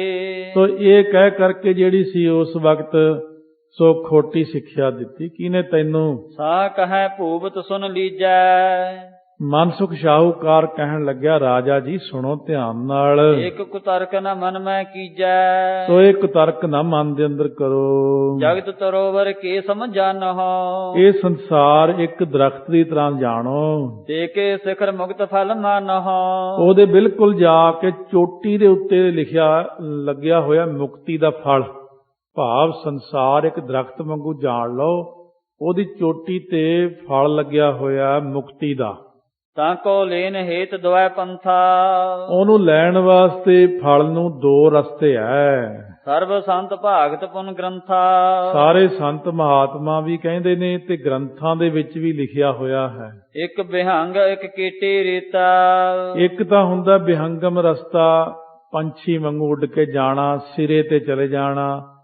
ਇੱਕ ਹੁੰਦਾ ਕੀੜੀਆਂ ਵਾਂਗੂ ਜਾਣਾ। ਕੀੜੀ ਪਹਿਲਾਂ ਥੱਲੇ ਚੜ੍ਹਦੀ, ਉੱਪਰ ਚੜ੍ਹਦੀ, ਫਿਰ ਤਾਹਾਂ ਜਾਂਦੀ, ਉਹ ਕਿੰਨਾ ਹੀ ਟਾਈਮ ਲਾ ਦਿੰਦੀ। ਜੇ ਪੰਛੀ ਹੁੰਦਾ ਇੱਕ ਉਡਾਰੀ ਮਾਰੀ ਸਿੱਧਾ ਹੀ ਤਾਹਾਂ ਚਲੇ ਜਾਂਦਾ ਹੈ। ਚਲੇ ਨਿਰੰਤਰ ਪਏ ਇਸ ਪ੍ਰੀਤਾ। ਉਹ ਨਿਰੰਤਰ ਚੱਲਦਾ ਹੈ, ਇੱਕ ਰਸ ਸਹਿਤ ਪ੍ਰੀਤ ਦੇ ਚੱਲਦਾ ਹੈ। ਜਿਨ ਕੋ ਸਤਿਗੁਰ ਮਿਲਹਿ ਕਿਰਪਾਲਾ। ਜਿਨ੍ਹਾਂ ਨੂੰ ਕਿਰਪਾਲੂ ਸਤਿਗੁਰੂ ਜੀ ਮਿਲੇ ਹਨ, ਤੇ ਖਗ ਜਿਉ ਪਹੁੰਚੈ ਤਤਕਾਲਾ। ਉਹ ਪੰਛੀ ਵਾਂਗੂ ਉੱਡ ਕੇ ਸਿੱਧੇ ਮੁਕਤੀ ਦੇ ਰਸਤੇ ਤੇ ਚਲੇ ਜਾਂਦੇ ਨੇ। ਮਿਲੇ ਨ ਸਤਿਗੁਰ ਜਿਨ ਕੋ ਪੂਰੇ। ਜਿਨ੍ਹਾਂ ਨੂੰ ਪੂਰੇ ਸਤਿਗੁਰੂ ਨਹੀਂ ਮਿਲੇ, ਤਿਨ ਕੋ ਫਲ ਲੈਨੋ ਅਤ ਦੂਰੇ। ਉਹਨਾਂ ਨੂੰ ਤਾਂ ਫਲ ਲੈਣਾ ਜਿਹੜਾ ਬਹੁਤ ਦੂਰ ਦੀ ਗੱਲ ਹੈ। ਉਹ ਫਲ ਨੂੰ ਛੇਤੀ ਨਹੀਂ ਲੈ ਸਕਦੇ, ਉੱਥੇ ਤੱਕ ਕੋਈ ਪਹੁੰਚਣਾ ਸੌਖਾ ਨਹੀਂ ਹੈ। ਤਿਨ ਕੇ ਗਤ ਕੇਟੇ ਕੇ ਨਿਆਈ। ਉਹਨਾਂ ਦੀ ਜਿਹੜੀ ਗਤ ਹੈ ਨਾ, ਹਾਲਤ, ਉਹ ਕੀੜੀ ਵਰਗੀ ਆ। ਹੌਲੀ ਹੌਲੀ ਨਿੱਕੇ ਨਿੱਕੇ ਕਰਮ ਧਰਮ ਜੇ ਕਰੀ ਜਾਣੇ। ਉਹ ਪਹੁੰਚਦਾ ਤਾਂ ਨਹੀਂ ਕਰਮਾਂ ਧਰਮਾਂ ਨਾਲ। ਕਰਮ ਧਰਮ ਪਾਖੰਡ ਜੋ ਦੀਸੈ ਤਿਨ ਜਮ ਜਾ ਗਾਤੀ ਲੂਟੈ। ਕਿਉਂਕਿ ਉਹ ਚੀਜ਼ਾਂ ਉੱਥੇ ਤੱਕ ਜਾਂਦੀਆਂ ਨੇ ਜਿਵੇਂ ਟੁੱਟੇ ਡੱਬੇ 'ਚ ਪਾਣੀ ਲੈ ਕੇ ਜਾਵੇ ਕਿਤੇ, ਪਾਣੀ ਟੁੱਟੇ ਡੱਬੇ ਦਾ ਰਾਹ 'ਚ ਹੀ ਚੋ ਜਾਂਦਾ ਸਾਰਾ, ਸਿਰੇ ਨਹੀਂ ਲੱਗਦਾ। ਇਹ ਕਰਮ ਧਰਮ ਜੇ ਤਾਂ ਜਮਦੂਤ ਹੀ ਖੋਹ ਲੈਂਦੇ ਰਸਤੇ 'ਚ। ਮੁਕਤੀ ਤਾਂ ਹੁੰਦੀ ਨਹੀਂ ਬੰਦੇ ਦੀ ਇਹਦੇ 'ਚ। ਇਸ ਕਰਕੇ ਤੁਹਾਡਾ ਜਿਹੜਾ ਕਰਮ ਹੈ ਇਹ ਚੀਂਟੀ ਮਾਰਗ ਹੈ, ਕੀੜੀ ਵਾਂਗੂ ਹੌਲੀ ਹੌਲੀ। ਇਹ ਜਿਹੜੇ ਤੁਸੀਂ ਕਰਮ ਕਰਦੇ ਹੋ, ਜੇ ਪਰਮੇਸ਼ਰ ਨੂੰ ਮਿਲਣਾ ਤਾਂ ਪਰਮੇਸ਼ਰ ਤੱਕ ਜਾਣ ਲਈ ਪਰਮੇਸ਼ਰ ਦਾ ਨਾਮ ਲੈਣਾ ਪੈਂਦਾ, ਨਾ ਕਿ ਉੱਥੇ ਨਿੱਕੀਆਂ ਨਿੱਕੀਆਂ ਛੋਟੇ ਛੋਟੇ ਕੰਮ ਜੇ ਕਰ ਲਏ ਤੇ ਰੱਬ ਨੂੰ ਮਿਲਣ ਦੀ ਇੱਥੇ ਕਿੱਥੇ ਗੱਲ ਆਵੇਗੀ। ਦੁਸਤਰ ਪਹੁੰਚਨ ਹੈ ਤਹਿ ਥਾਈ। ਉੱਥੇ ਪਹੁੰਚਣਾ ਬਹੁਤ ਔਖਾ ਹੈ। ਤੁਮ ਆਕਾਸ਼ੀ ਵਰਤ ਰਖੰਤੇ। ਤੁਸੀਂ ਇਕਾਦਸ਼ੀ ਜਿਹੜੀ ਆ 10ਵੀਂ ਤੋਂ ਬਾਅਦ 11ਵੀਂ ਜਦੋਂ ਆਉਂਦੀ ਥਿੱਤ, ਇਹਨੂੰ ਇਕਾਦਸ਼ੀ ਕਹਿੰਦੇ। ਜਿੱਦਣ ਪੂਰਨਮਾਸ਼ੀ ਹੁੰਦੀ ਆ ਉਹ ਪੂਰੇ 15 ਦਿਨ ਹੋ ਜਾਂਦੇ। ਉਸ ਦਿਨ ਚਾਨਣ ਪੱਖ ਜਾਂ ਮੱਸਿਆ ਤੋਂ ਅਗਲੇ ਦਿਨ ਏਕਮ ਹੁੰਦੀ ਹੈ। ਚਾਨਣ ਪੱਖ ਦੀ 2 ਪੱਖ ਹੁੰਦੇ ਨੇ, ਹਨੇਰ ਪੱਖ, ਚਾਨਣ ਪੱਖ। ਉਦੋਂ ਏਕਮ ਦੋ ਤੇਜ 15 ਤੱਕ ਹੁੰਦੀ। 15ਵੇਂ ਦਿਨ ਜਾ ਕੇ ਪੂਰਾ ਚੰਦਰਮਾ ਹੁੰਦਾ, ਪੂਰਨ ਮਾਸੀ। ਮਾਸੀ ਕਹਿੰਦੇ ਮਹੀਨੇ ਨੂੰ, ਮਾਸ ਪੂਰਾ ਹੋ ਗਿਆ ਮਹੀਨਾ। ਲੋਕਾਂ ਦੀਆਂ ਪੁਰਾਣੀਆਂ ਗੱਲਾਂ ਸੀ ਇਹ। ਇਸੇ ਪ੍ਰਕਾਰ ਪੂਰਨਮਾਸ਼ੀ ਤੋਂ ਅਗਲੇ ਦਿਨ ਹਨੇਰ ਪੱਖ ਆਰੰਭ ਹੁੰਦਾ। ਉਹ ਵੀ 1 2 3 4 15ਵੇਂ ਦਿਨ ਜਾ ਕੇ ਮੱਸਿਆ ਹੋ ਜਾਂਦੀ। ਮੱਸਿਆ ਮਤਲਬ ਹਨੇਰਾ, ਹਨੇਰ ਪੱਖ। ਇਸ ਤਰ੍ਹਾਂ ਇਹ ਲੋਕ ਜਿਹੜੇ ਸੀਗੇ ਉਹ 11 ਦਿਨ, ਜਦੋਂ ਪੂਰੇ 11ਵੇਂ ਦਿਨ ਜਾ ਕੇ ਰੋਟੀ ਛੱਡ ਦੇਣੀ, ਉਦੋਂ ਰੋਟੀ ਨਾ ਖਾਣੀ। ਇਹ ਪਿੱਛੋਂ ਚਲਾਈਆਂ ਹੋਈਆਂ ਚੀਜ਼ਾਂ ਸਨ। ਦਿਨ 15ਵੇਂ ਸੰਯਮ ਕਰੰਤੇ। ਸੋ 15ਵੇਂ ਜਾ ਕਰਕੇ ਫਿਰ ਤੁਸੀਂ ਅਲਪਹਾਰ ਕਰਦੇ ਹੋ, ਤੋ ਸੰਜਮ ਕਰਦੇ ਹੋ। ਕਾਮ ਕ੍ਰੋਧ ਪੁਨ ਖਾਨ ਰੋਪਾਨਾ। ਫਿਰ ਕਾਮ ਕ੍ਰੋਧ ਲੋਭ ਮੋਹ ਹੰਕਾਰ ਜਿਹੜੇ ਨੇ ਇਹ ਖਾਣਾ ਤੇ ਪੀਣਾ। ਇੱਕ ਦਿਨ ਤੁਮ ਨਾ ਕਰਤ ਰਜਾਨਾ। ਤੋ ਇਹ ਰਾਜਨ ਤੁਸੀਂ ਇੱਕ ਦਿਨ ਨਹੀਂ ਕਰਦੇ, ਅਸੀਂ 15 ਦਿਨ ਹੀ ਸੰਜਮ ਕਰਦੇ ਆਂ, ਭਾਵ ਅਲਪਹਾਰ ਕਰਦੇ ਆਂ, ਕਾਮ ਕ੍ਰੋਧ ਲੋਭ ਮੋਹ ਹੰਕਾਰ ਦਾ ਤਿਆਗ ਕਰਦੇ ਆਂ। ਤੁਸੀਂ ਇੱਕ ਦਿਨ ਵਰਤ ਰੱਖ ਲਿਆ ਤਾਂ ਕੀ ਹੋ ਗਿਆ? ਅਸ ਸੰਜਮੈ ਸੰਤ ਸਦੀਵਾ। ਸੰਤ ਤਾਂ ਰੋਜ਼ ਹੀ ਕਰਦੇ ਨੇ, ਤੁਸੀਂ ਇੱਕ ਦਿਨ ਕਰ ਲਿਆ ਫਿਰ ਕਿੰਨਾ ਰੌਲਾ ਪਾਉਂਦੇ ਹੋ। ਮਹੀਨੇ 'ਚ ਕਿਤੇ ਇੱਕ ਵਰਤ ਰੱਖ ਲਿਆ, ਫਿਰ ਜੇ ਬਾਕੀ 29 ਦਿਨ ਆ ਕਿੰਨੀਆਂ ਰੱਜਵੀਆਂ ਰੋਟੀਆਂ ਖਾਂਦੇ ਹੋ। ਅਸੀਂ ਨਹੀਂ ਕਰਦੇ, ਅਸੀਂ ਸਾਦਾ ਜਿਹਾ ਭੋਜਨ ਕਰਦੇ ਹਾਂ। ਬਿਲਕੁਲ ਸਾਦਾ ਭੋਜਨ ਕਰਕੇ ਘੱਟ ਰੋਟੀ ਖਾਓ। ਐਵੇਂ ਰੱਜ ਰੱਜ ਖਾਈ ਜਾਣਾ, ਫਿਰ ਉਹਦਾ ਕੋਈ ਲਾਭ ਨਹੀਂ, ਸਾਡੇ ਸਤਿਗੁਰੂ ਨੇ ਕਿਹਾ ਹੈ। ਵਰਤਤ ਹੈ ਨਿਜ ਮਨ ਕਰ ਨੀਵਾ। ਵਰਤਦੇ ਹਾਂ ਅਸੀਂ ਨੀਵਾਂ ਮਨ ਕਰਕੇ। ਸੰਤ ਮਹਾਤਮਾ ਨੀਵਾਂ ਮਨ ਕਰਕੇ ਚੱਲਦੇ ਨੇ। ਥੋਰੋ ਖਾਨ ਸੈਨ ਪੁਨ ਥੋਰਾ। ਦੇਖੋ ਸਾਡੇ ਕੋਲ ਗੁਰਮਤ ਕੀ ਕਹਿੰਦੀ, ਥੋੜਾ ਖਾਣਾ ਫਿਰ ਥੋੜਾ ਸੌਣਾ ਹੈ। ਰੱਜ ਕੇ ਖਾਵਾਂਗੇ ਤਾਂ ਜ਼ਿਆਦਾ ਸੌਵਾਂਗੇ, ਦੋਨਾਂ 'ਚ ਹੀ ਨੁਕਸਾਨ ਹੈ ਸਰੀਰ ਦਾ। ਦਿਨ ਪਰ ਕਾਮ ਨ ਕ੍ਰੋਧ ਨ ਜੋਰਾ। ਇਸ ਕਰਕੇ ਜੇ ਥੋੜਾ ਖਾਓ ਥੋੜਾ ਸੌਵੋ, ਕਾਮ ਕ੍ਰੋਧ ਉਹਨਾਂ ਤੇ ਜ਼ਿਆਦਾ ਜ਼ੋਰ ਨਹੀਂ ਪਾ ਸਕਦਾ। ਜੇ ਬਹੁਤਾ ਖਾਓ ਬਹੁਤਾ ਸੌਵੋ, ਫਿਰ ਕਾਮ ਕ੍ਰੋਧ ਲੋਭ ਮੋਹ ਹੰਕਾਰ ਆਪਣਾ ਬਲ ਪਾ ਲੈਂਦੇ ਉਹ ਤੇ। ਦਿਵਸ 15ਵੇਂ ਜਗ ਮੈਂ ਆਵੈ। 15ਵੇਂ ਦਿਨ ਜੱਗ ਦੇ ਵਿੱਚ ਆਉਂਦਾ ਹੈ। ਵਰਤ ਇਕਾਸੀ ਜੋ ਕਹਿਲਾਵੈ। ਇਹ ਜੱਗ ਵਿੱਚ ਜਿਹੜਾ ਕਹਿਲਾਉਂਦਾ ਵਰਤ 11ਵੀਂ ਥਿੱਤ ਹਨੇਰ ਪੱਖ ਦੀ ਵੀ ਆ ਜਾਂਦੀ ਹੈ, 11ਵੀਂ ਥਿੱਤ ਚਾਨਣ ਪੱਖ ਦੀ ਆਉਂਦੀ ਹੈ। ਦੋਹਰਾ ਸੋ ਇਕਾਦਸ਼ੀ ਸਦਾ ਹੀ ਸੰਤਨ ਕੇ ਮਨ ਮਾਹੀ। ਸੰਤਾਂ ਦੇ ਮਨ 'ਚ ਸਦਾ ਹੀ ਇਕਾਦਸ਼ੀ ਲੱਗੀ ਰਹਿੰਦੀ ਹੈ। ਇਕਾਦਸ਼ੀ ਹੀ ਇਕਾਦਸ਼ੀ ਦੱਸਦੇ ਆ। ਜੋ ਤੂੰ ਭਾਖਤ ਵਰਤ ਕੋ ਗਤ ਐਸੀ ਲਖਤਾਹੀ। ਜਿਹੜੀ ਵਰਤਾਂ ਦੀ ਤੁਸੀਂ ਗਤੀ ਕਹਿੰਦੇ ਹੋ ਨਾ, ਇਉਂ ਜਾਣਨਾ ਕਰੋ। ਜੋ ਪਈ ਪੁਨ ਮੱਜਨ ਕੀ ਗਾਥਾ ਸੁਣੀਐ। ਫਿਰ ਤੁਸੀਂ ਕਹਿੰਦੇ ਹੋ ਮੱਜਨ ਨਹੀਂ ਕੀਤਾ, ਇਸ਼ਨਾਨ ਨਹੀਂ ਕੀਤਾ। ਨਿਹਚੇ ਨਹਾਨ ਅਦਕ ਫਲ ਗਨੀਐ। ਇਸ ਕਰਕੇ ਇਸ਼ਨਾਨ ਦਾ ਜਾਣੋ ਫਲ ਜਿਹੜਾ ਹੁੰਦਾ ਨਾ। ਤੂੰ ਸ਼ਾਸਤਰ ਪੜ੍ਹੇ ਐ, ਤੈਂ ਨਹੀਂ ਪੜ੍ਹੇ, ਵੇਦ ਸ਼ਾਸਤਰ ਨਹੀਂ ਪੜ੍ਹੇ। ਇਸ਼ਨਾਨ ਦਾ ਫਲ ਬਹੁਤ ਭਾਰੀ ਲਿਖਿਆ। ਤੁਸੀਂ ਦਿਨ ਚੜੇ ਨਹਾਉਂਦੇ ਹੋ, ਸਾਡੇ ਸਤਿਗੁਰ ਨੇ ਅੰਮ੍ਰਿਤ ਵੇਲੇ ਨਹਾਉਣ ਨੂੰ ਕਿਉਂ ਕਿਹਾ, ਇਹ ਵੀ ਜਾਣ ਲਓ। ਜਾਮ ਜਾਮਨੀ ਨਹਾਵਨ ਕਰਹੀ। ਬੰਦੇ ਨੂੰ ਚਾਹੀਦਾ ਪਹਿਰ ਰਾਤ ਰਹਿੰਦੀ ਨਹਾਵੇ। ਇਹ ਵੇਦਾਂ 'ਚ ਲਿਖਿਆ, ਸ਼ਾਸਤਰਾਂ 'ਚ ਲਿਖਿਆ। ਤੁਸੀਂ ਸਵੇਰੇ ਚੜ੍ਹ ਕੇ ਨਹਾਉਣਿਆ, ਵਰਤ ਰੱਖਦੇ ਹੋ। ਇੱਥੇ ਇੱਕ ਨੇ ਵਰਤ ਰੱਖਿਆ, ਕਿਸੇ ਦਾ ਆ ਕੇ ਬੀਬੀ ਕਹਿਣ ਲੱਗੀ ਮੈਂ ਪ੍ਰਸ਼ਾਦ ਨਹੀਂ ਲੈਣਾ, ਅੰਨ ਨੂੰ ਨਹੀਂ ਹੱਥ ਲਾਉਣਾ, ਮੈਨੂੰ ਸੁੱਕਾ ਪ੍ਰਸ਼ਾਦ ਦਿਓ ਕਿ ਮੈਂ ਅੱਜ ਰੋਟੀ ਨਹੀਂ ਖਾਣੀ। ਵੀ ਜਦੋਂ ਵਰਤ ਕਿਹਦਾ ਰੱਖਿਆ ਹੋਇਆ ਹੀ ਨਹੀਂ ਪਤਾ। ਮੱਥਾ ਮਹਾਰਾਜ ਨੂੰ ਨਾਲ ਸਲਾਮ ਜਵਾਬ ਦੋਵਾਂ ਕਰੇ, ਮੁੱਢੋਂ ਕੁੱਥਾ ਜਾਏ। ਇਹ ਜਿਹੜੇ ਵਰਤ ਰੱਖਣੇ ਆ, ਫਿਰ ਕਿਆ ਗੁਰੂ ਨਾਨਕ ਸਾਹਿਬ ਦੀ ਖੁਸ਼ੀ ਹੁੰਦੀ? ਨਹੀਂ, ਵਰਤ ਨਾਲ ਕੋਈ ਖੁਸ਼ੀ ਨਹੀਂ ਹੁੰਦੀ। ਵਰਤ ਇਉਂ ਰੱਖੋ ਵੀ ਅੱਜ ਸਾਰਾ ਦਿਨ ਕੋਈ ਕੰਮ ਨਹੀਂ ਕਰਨਾ, ਅੱਜ 25 ਪਾਠ ਜਪਜੀ ਸਾਹਿਬ ਦੇ ਕਰਨੇ। ਤੇ ਵਰਤ ਉਹ ਰੱਖੋ ਵੀ ਅੱਜ ਸਾਰਾ ਦਿਨ ਜ਼ੁਬਾਨ ਬੰਦ ਰੱਖਣੀ ਆ, ਸਿਰਫ ਪਾਠ ਕਰਨੇ। ਅੱਜ ਨਿੰਦਾ ਨਹੀਂ ਕਰਨੀ, ਨਾ ਸੁਣਨੀ ਆ, ਨਾ ਚੁਗਲੀ ਕਰਨੀ ਕਿਸੇ ਦੀ, ਨਾ ਹੀ ਅੱਜ ਕੋਈ ਮਾੜਾ ਕੰਮ ਕਰਨਾ। ਫੇਰ ਤਾਂ ਗੱਲ ਮੰਨੀ ਵੀ ਇਹ ਵਰਤ ਹੈ। ਰੋਟੀ ਛੱਡਤੀ, ਤੁਸੀਂ ਦੱਸੋ ਜੇ ਰੋਟੀ ਛੱਡਦੇ ਆ ਰਾਤ ਨੂੰ ਕਈ ਵਾਰ ਭੁੱਖ ਜੀ ਨਹੀਂ ਲੱਗਦੀ, ਦੁੱਧ ਪੀ ਕੇ ਕਹਿ ਦੋ ਪੈ ਜਾਓ, ਅੱਧੀ ਕੁ ਰਾਤ ਫਿਰ ਐਂ ਰਹਿੰਦਾ ਅੱਜ ਕੁਛ ਰਹਿ ਗਿਆ, ਖਾਧਾ ਨਹੀਂ। 10 ਵਜੇ ਫਿਰ ਜਾ ਕੇ ਭੁੱਖ ਲੱਗ ਜੇ, ਫਿਰ 2 ਰੋਟੀਆਂ ਖਾ ਕੇ ਸੌਂਦਾ। ਉਹ ਮਨ 'ਚ ਘੁੰਮੀ ਜਾਂਦੀ ਗੱਲ। ਜਿਹੜਾ ਬੰਦਾ ਵਰਤ ਰੱਖਦਾ ਉਹਦਾ ਸ਼ਾਮ ਤੱਕ ਧਿਆਨ ਰੋਟੀ 'ਚ ਹੀ ਰਹਿੰਦਾ। ਇਹਦੇ ਨਾਲੋਂ ਤਾਂ ਰੋਟੀ ਖਾ ਹੀ ਲਈਏ, ਉਹ ਗੱਲ ਵਧੀਆ। ਇਸ ਕਰਕੇ ਸਤਿਗੁਰੂ ਸੱਚੇ ਪਾਤਸ਼ਾਹ ਨੇ ਜਿਹੜੀਆਂ ਚੀਜ਼ਾਂ ਤੋਂ ਰੋਕਿਆ ਸੀ ਆਪਾਂ ਨੂੰ, ਉਧਰ ਨੂੰ ਹਰੇਕ ਨੇ ਜਾਣਾ। ਵੀ ਉਹ ਜੀ ਵਰਤ ਰੱਖਣ ਨੂੰ ਕਹਿੰਦੇ ਵਰਤਾਂ ਬੁਰਤਾਂ ਨਾਲ ਕੁਝ ਨਹੀਂ ਬਣਨਾ। ਜੇ ਤੁਹਾਡਾ ਬਣ ਗਿਆ ਤਾਂ ਮੈਨੂੰ ਦੱਸ ਦਿਓ, ਮੈਂ ਵੀ ਰੱਖ ਲਿਆ ਕਰੂੰਗਾ। ਵਰਤ ਨਾਲ ਨਹੀਂ ਕੁਝ ਬਣਦਾ ਹੁੰਦਾ। ਇਹ ਜਿਹੜਾ ਬਣਨਾ ਖਾਲਸੇ ਦਾ, ਗੁਰੂ ਦਾ ਬਖਸ਼ਿਆ ਹੋਇਆ ਜਿਹੜਾ ਸਾਡਾ ਵਰਤ ਇਹ ਆ। 10ਵੇਂ ਪਾਤਸ਼ਾਹ ਲਿਖਦੇ ਨੇ, ਰੇ ਮਨ ਐਸੋ ਕਰ ਸੰਨਿਆਸਾ, ਬਾਨ ਸੇ ਸਦਨ ਸਭੈ ਕਰ ਸਮਝੋ, ਮਨ ਹੀ ਮਾਹਿ ਉਦਾਸਾ ਰਹਾਓ, ਜਤ ਕੀ ਜਟਾ ਜੋਗ ਕੋ ਮੱਜਨ, ਨੇਮ ਕੇ ਨਖਨ ਵਢਾਓ। ਗਿਆਨ ਗੁਰੂ ਆਤਮ ਉਪਦੇਸੋ, ਨਾਮ ਵਿਭੂਤ ਲਗਾਓ, ਅਲਪਹਾਰ ਸੁਲਪ ਸੀ ਨਿੰਦਰਾ, ਦਇਆ ਸ਼ਿਮਾ ਤਨ ਪ੍ਰੀਤ, ਸੀਲ ਸੰਤੋਖ ਸਦਾ ਨਿਰਵਾਹਿਬੋ, ਹਵੈਬੋ ਤ੍ਰਿਗੁਣਾਤੀਤ, ਕਾਮ ਕ੍ਰੋਧ ਹੰਕਾਰ ਲੋਭ ਹਟ, ਮੋਹ ਨ ਮਨ ਸਿਉ ਲਿਆਵੈ, ਤਬ ਹੀ ਆਤਮ ਤਤ ਕੋ ਦਰਸੇ, ਪਰਮ ਪੁਰਖ ਕਹਿ ਭਾਵੈ। ਮਹਾਰਾਜ ਨੇ ਕਿਹਾ ਅਲਪ ਆਹਾਰ ਕਰੋ। ਜਿੱਥੇ 3 ਪ੍ਰਸ਼ਾਦੇ ਛਕਦੇ ਉੱਥੇ 2.5 ਖਾਓ। ਜਾਂ ਡਾਕਟਰ ਨੂੰ ਪੁੱਛ ਲਓ, ਡਾਕਟਰ ਵੀ ਇਹੀ ਕਹਿੰਦਾ। 3 ਤੇ ਆਪਾਂ 3 ਦੀ ਜਗ੍ਹਾ 4 ਖਾਣ ਨੂੰ ਪੈਂਦੇ ਆ, ਉਹੀ ਰੋਗ ਬਣ ਜਾਂਦਾ। 3 ਦੀ ਜਗ੍ਹਾ 2.5 ਖਾਣੇ ਆ, 2.5 ਖਾਂਦਾ 2 ਖਾਓ, ਘੱਟ ਖਾਓ। ਇਹ ਇੱਕ ਬੜੀ ਵੱਡੀ ਥਿਊਰੀ ਸਾਨੂੰ ਕੋਈ ਮਹਾਤਮਾ ਸੀ, ਬਹੁਤ ਉੱਚੇ ਨਿਰਮਲੇ ਸੰਤ ਸਾਧੂ ਸੀਗੇ, ਬਹੁਤ ਅੱਛੀ ਬਿਰਤੀ ਦੇ ਮਾਲਕ ਸੀਗੇ। ਉਹਨਾਂ ਨੇ ਇੱਕ ਥਿਊਰੀ ਦੱਸੀ ਸੀ। ਆ ਜਿੰਨੀਆਂ ਅੱਜ ਦੇ ਯੁੱਗ 'ਚ ਬਿਮਾਰੀਆਂ ਨੇ, ਇਹ ਕਹਿੰਦੇ ਸੀ ਇਸ ਤਰ੍ਹਾਂ ਫਿਰ ਥੋੜ੍ਹਾ ਜਿਹਾ ਔਖਾ ਹੋ ਜਾਂਦਾ ਕਰਨਾ। ਉਹ ਕਹਿੰਦੇ ਸੀ ਵੀ ਜੇ ਆਪਾਂ 2 ਰੋਟੀਆਂ ਖਾਣੀਆਂ, ਮੰਨ ਲਓ ਸਵੇਰੇ, ਕਹਿੰਦੇ ਸੀ 2 ਰੋਟੀਆਂ ਨੂੰ ਸਬਜ਼ੀ ਦਾਲ ਲਾ ਕੇ ਰੱਖ ਲਓ, 4 ਹਿੱਸੇ ਕਰ ਲਓ ਉਹਦੇ। ਹਰ 3 ਘੰਟੇ ਬਾਅਦ ਅੱਧੀ ਰੋਟੀ ਖਾਈ ਜਾਓ, ਥੋੜ੍ਹਾ ਥੋੜ੍ਹਾ ਘੁੱਟ-ਘੁੱਟ ਪਾਣੀ ਪੀ ਜਾਓ। ਫਿਰ ਜਦੋਂ ਉਹ ਮੁੱਕ ਜਾਣ, ਫਿਰ ਦੁਪਹਿਰ ਦੀ ਰੋਟੀ ਵਕਤ ਆ ਗਿਆ, ਉਦੋਂ ਜੇ 1 ਖਾਣੀ 2 ਖਾਣੀਆਂ, ਫਿਰ ਉਹ ਲਵੇਟ ਕੇ ਦਾਲ ਸਬਜ਼ੀ ਨਾਲ ਜਾਂ ਕਿਸੇ ਨਾਲ ਵੀ 4 ਹਿੱਸੇ ਕਰ ਲਓ। ਫਿਰ 3-3 ਘੰਟੇ ਬਾਅਦ ਫਿਰ ਉਹ ਅੱਧੀ ਖਾਣੀ ਹੈ। ਇਹ ਬਿਮਾਰੀਆਂ ਹਟਾਉਣ ਦਾ ਤਰੀਕਾ ਹੈ। ਫਿਰ ਉਦੋਂ ਬਾਅਦ ਪਾਣੀ ਦੀ ਘੁੱਟ-ਘੁੱਟ ਨਾਲ ਜ਼ਰੂਰ ਪੀ ਜਾਣੀ ਹੈ। ਜੇ ਰਾਤ ਨੂੰ ਜੀ ਕਰਦਾ ਰੋਟੀ ਖਾਣੀ, ਅੱਵਲ ਤਾਂ ਖਾਓ ਹੀ ਨਾ ਕਹਿੰਦੇ। ਜੇ ਖਾਣੀ ਹੈ 1 ਰੋਟੀ ਅੱਧੀ ਕਰਕੇ, ਫਿਰ 3-3 ਘੰਟਿਆਂ ਬਾਅਦ ਫਿਰ 2 ਵਾਰੀ ਇੱਦਾਂ ਖਾਣੀ।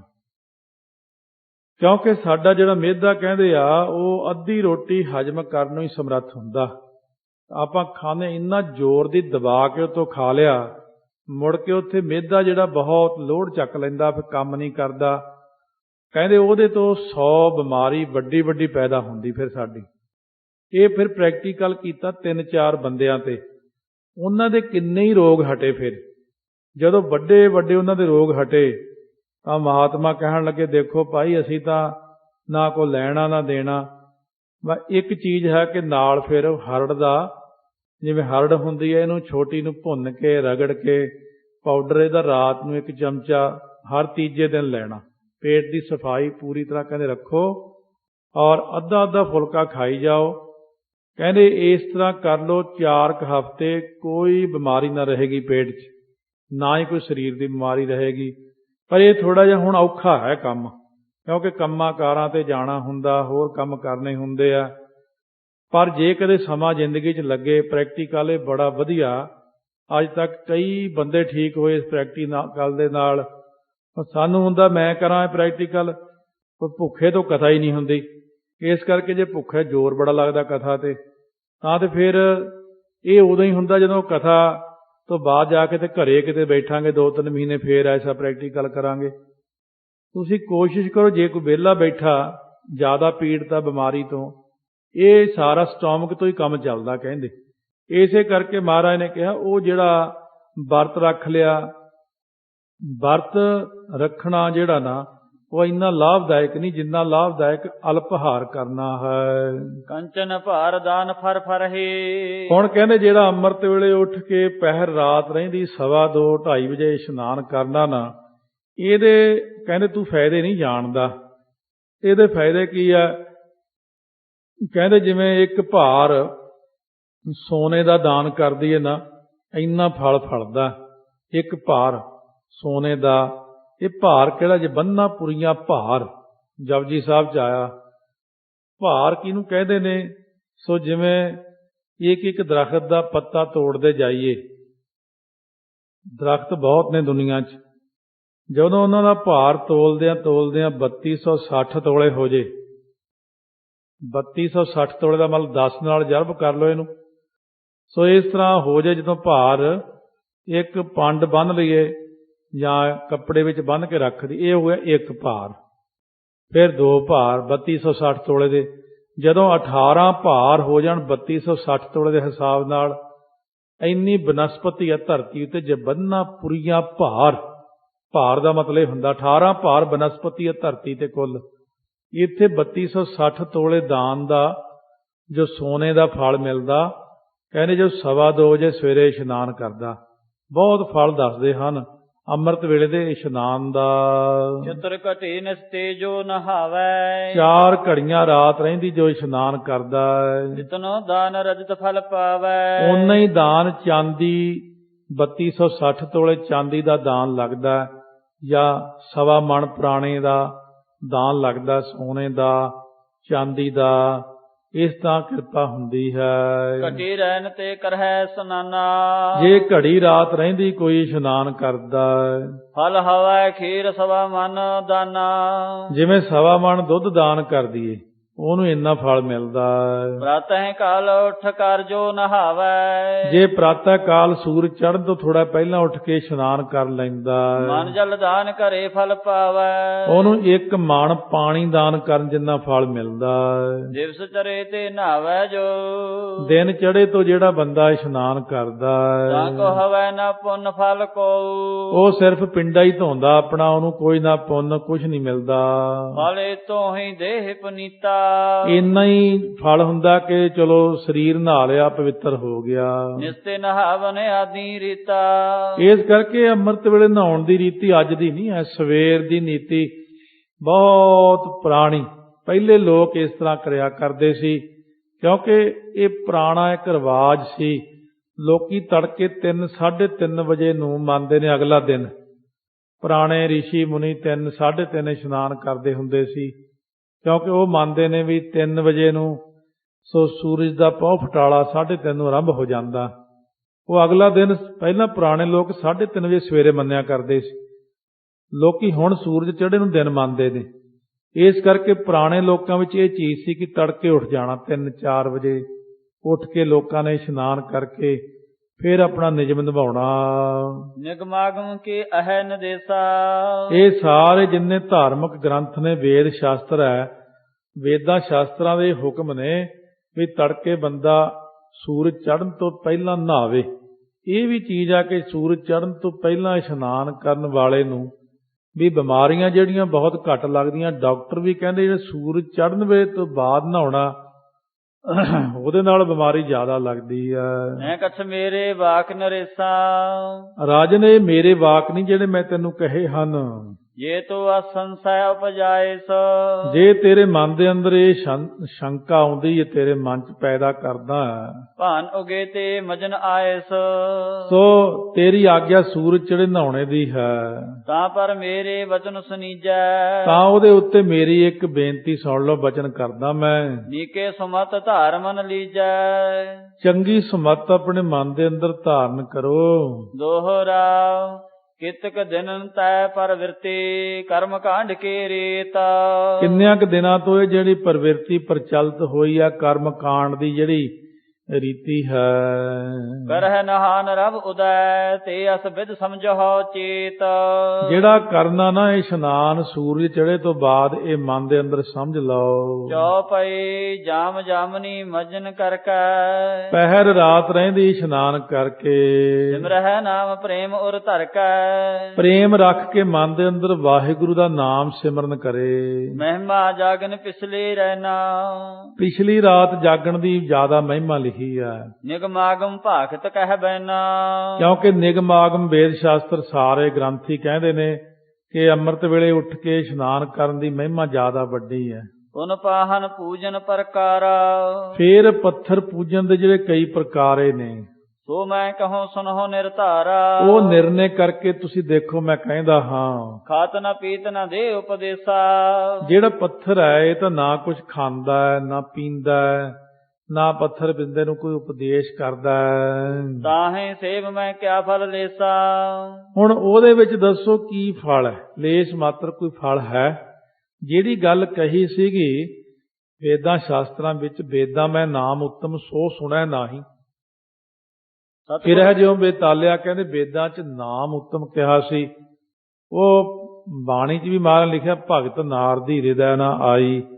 ਨਾਰਦ ਮੁਨੀ ਜੀ ਨੇ ਜਿਹੜੀ ਭਗਤੀ ਕਹੀ ਸੀ ਕਰਨ ਨੂੰ, ਉਹਨਾਂ ਨੇ ਕਿਹਾ ਸੀ ਵੀ ਸਵੇਰੇ ਉੱਠ ਕੇ ਨਹਾਓ ਧੋ ਤੇ ਪੂਜਾ ਥੋੜੀ ਜਿਹੀ ਕਰਕੇ ਨਾ ਫਿਰ ਰਾਮ ਰਾਮ ਜਪਣਾ 2 ਘੰਟੇ, ਘੰਟਾ, 2.5 ਘੰਟੇ ਦਾ ਉਹਨਾਂ ਨੇ ਸਮਾਂ ਕਿਹਾ ਸੀ। ਰਾਮ ਰਾਮ ਆਪਣਾ ਜਪਣਾ ਹੈ ਪ੍ਰਮਾਤਮਾ ਦਾ, ਨਾਰਾਇਣ ਹਰੀ ਹਰੀ ਗੋਬਿੰਦ ਜਿਹੜਾ ਵੀ ਨਾਮ ਜਪਣਾ।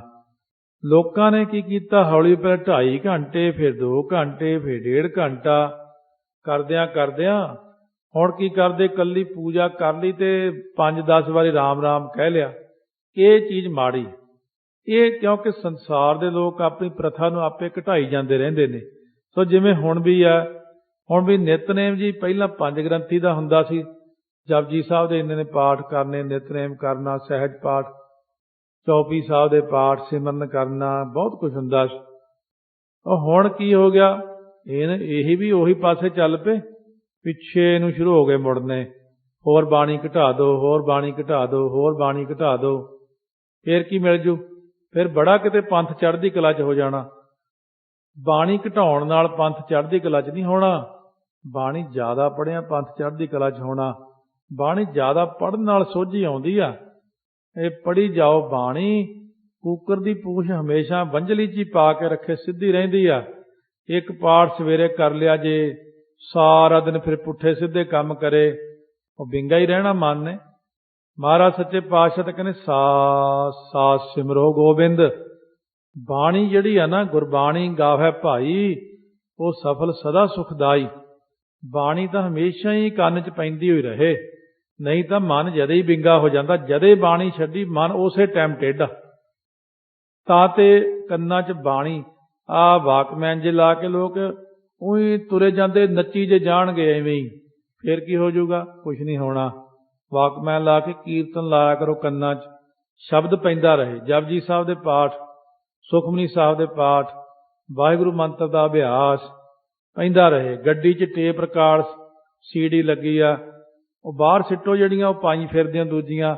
ਆਖੇ ਪੰਥ ਦੀ ਚੜ੍ਹਦੀ ਕਲਾ ਕਰਨੀ, ਇਹ ਪੌਪ ਸੰਗੀਤ ਨਾਲ ਪੰਥ ਦੀ ਚੜ੍ਹਦੀ ਕਲਾ ਹੋਣੀ ਨਾਲੇ।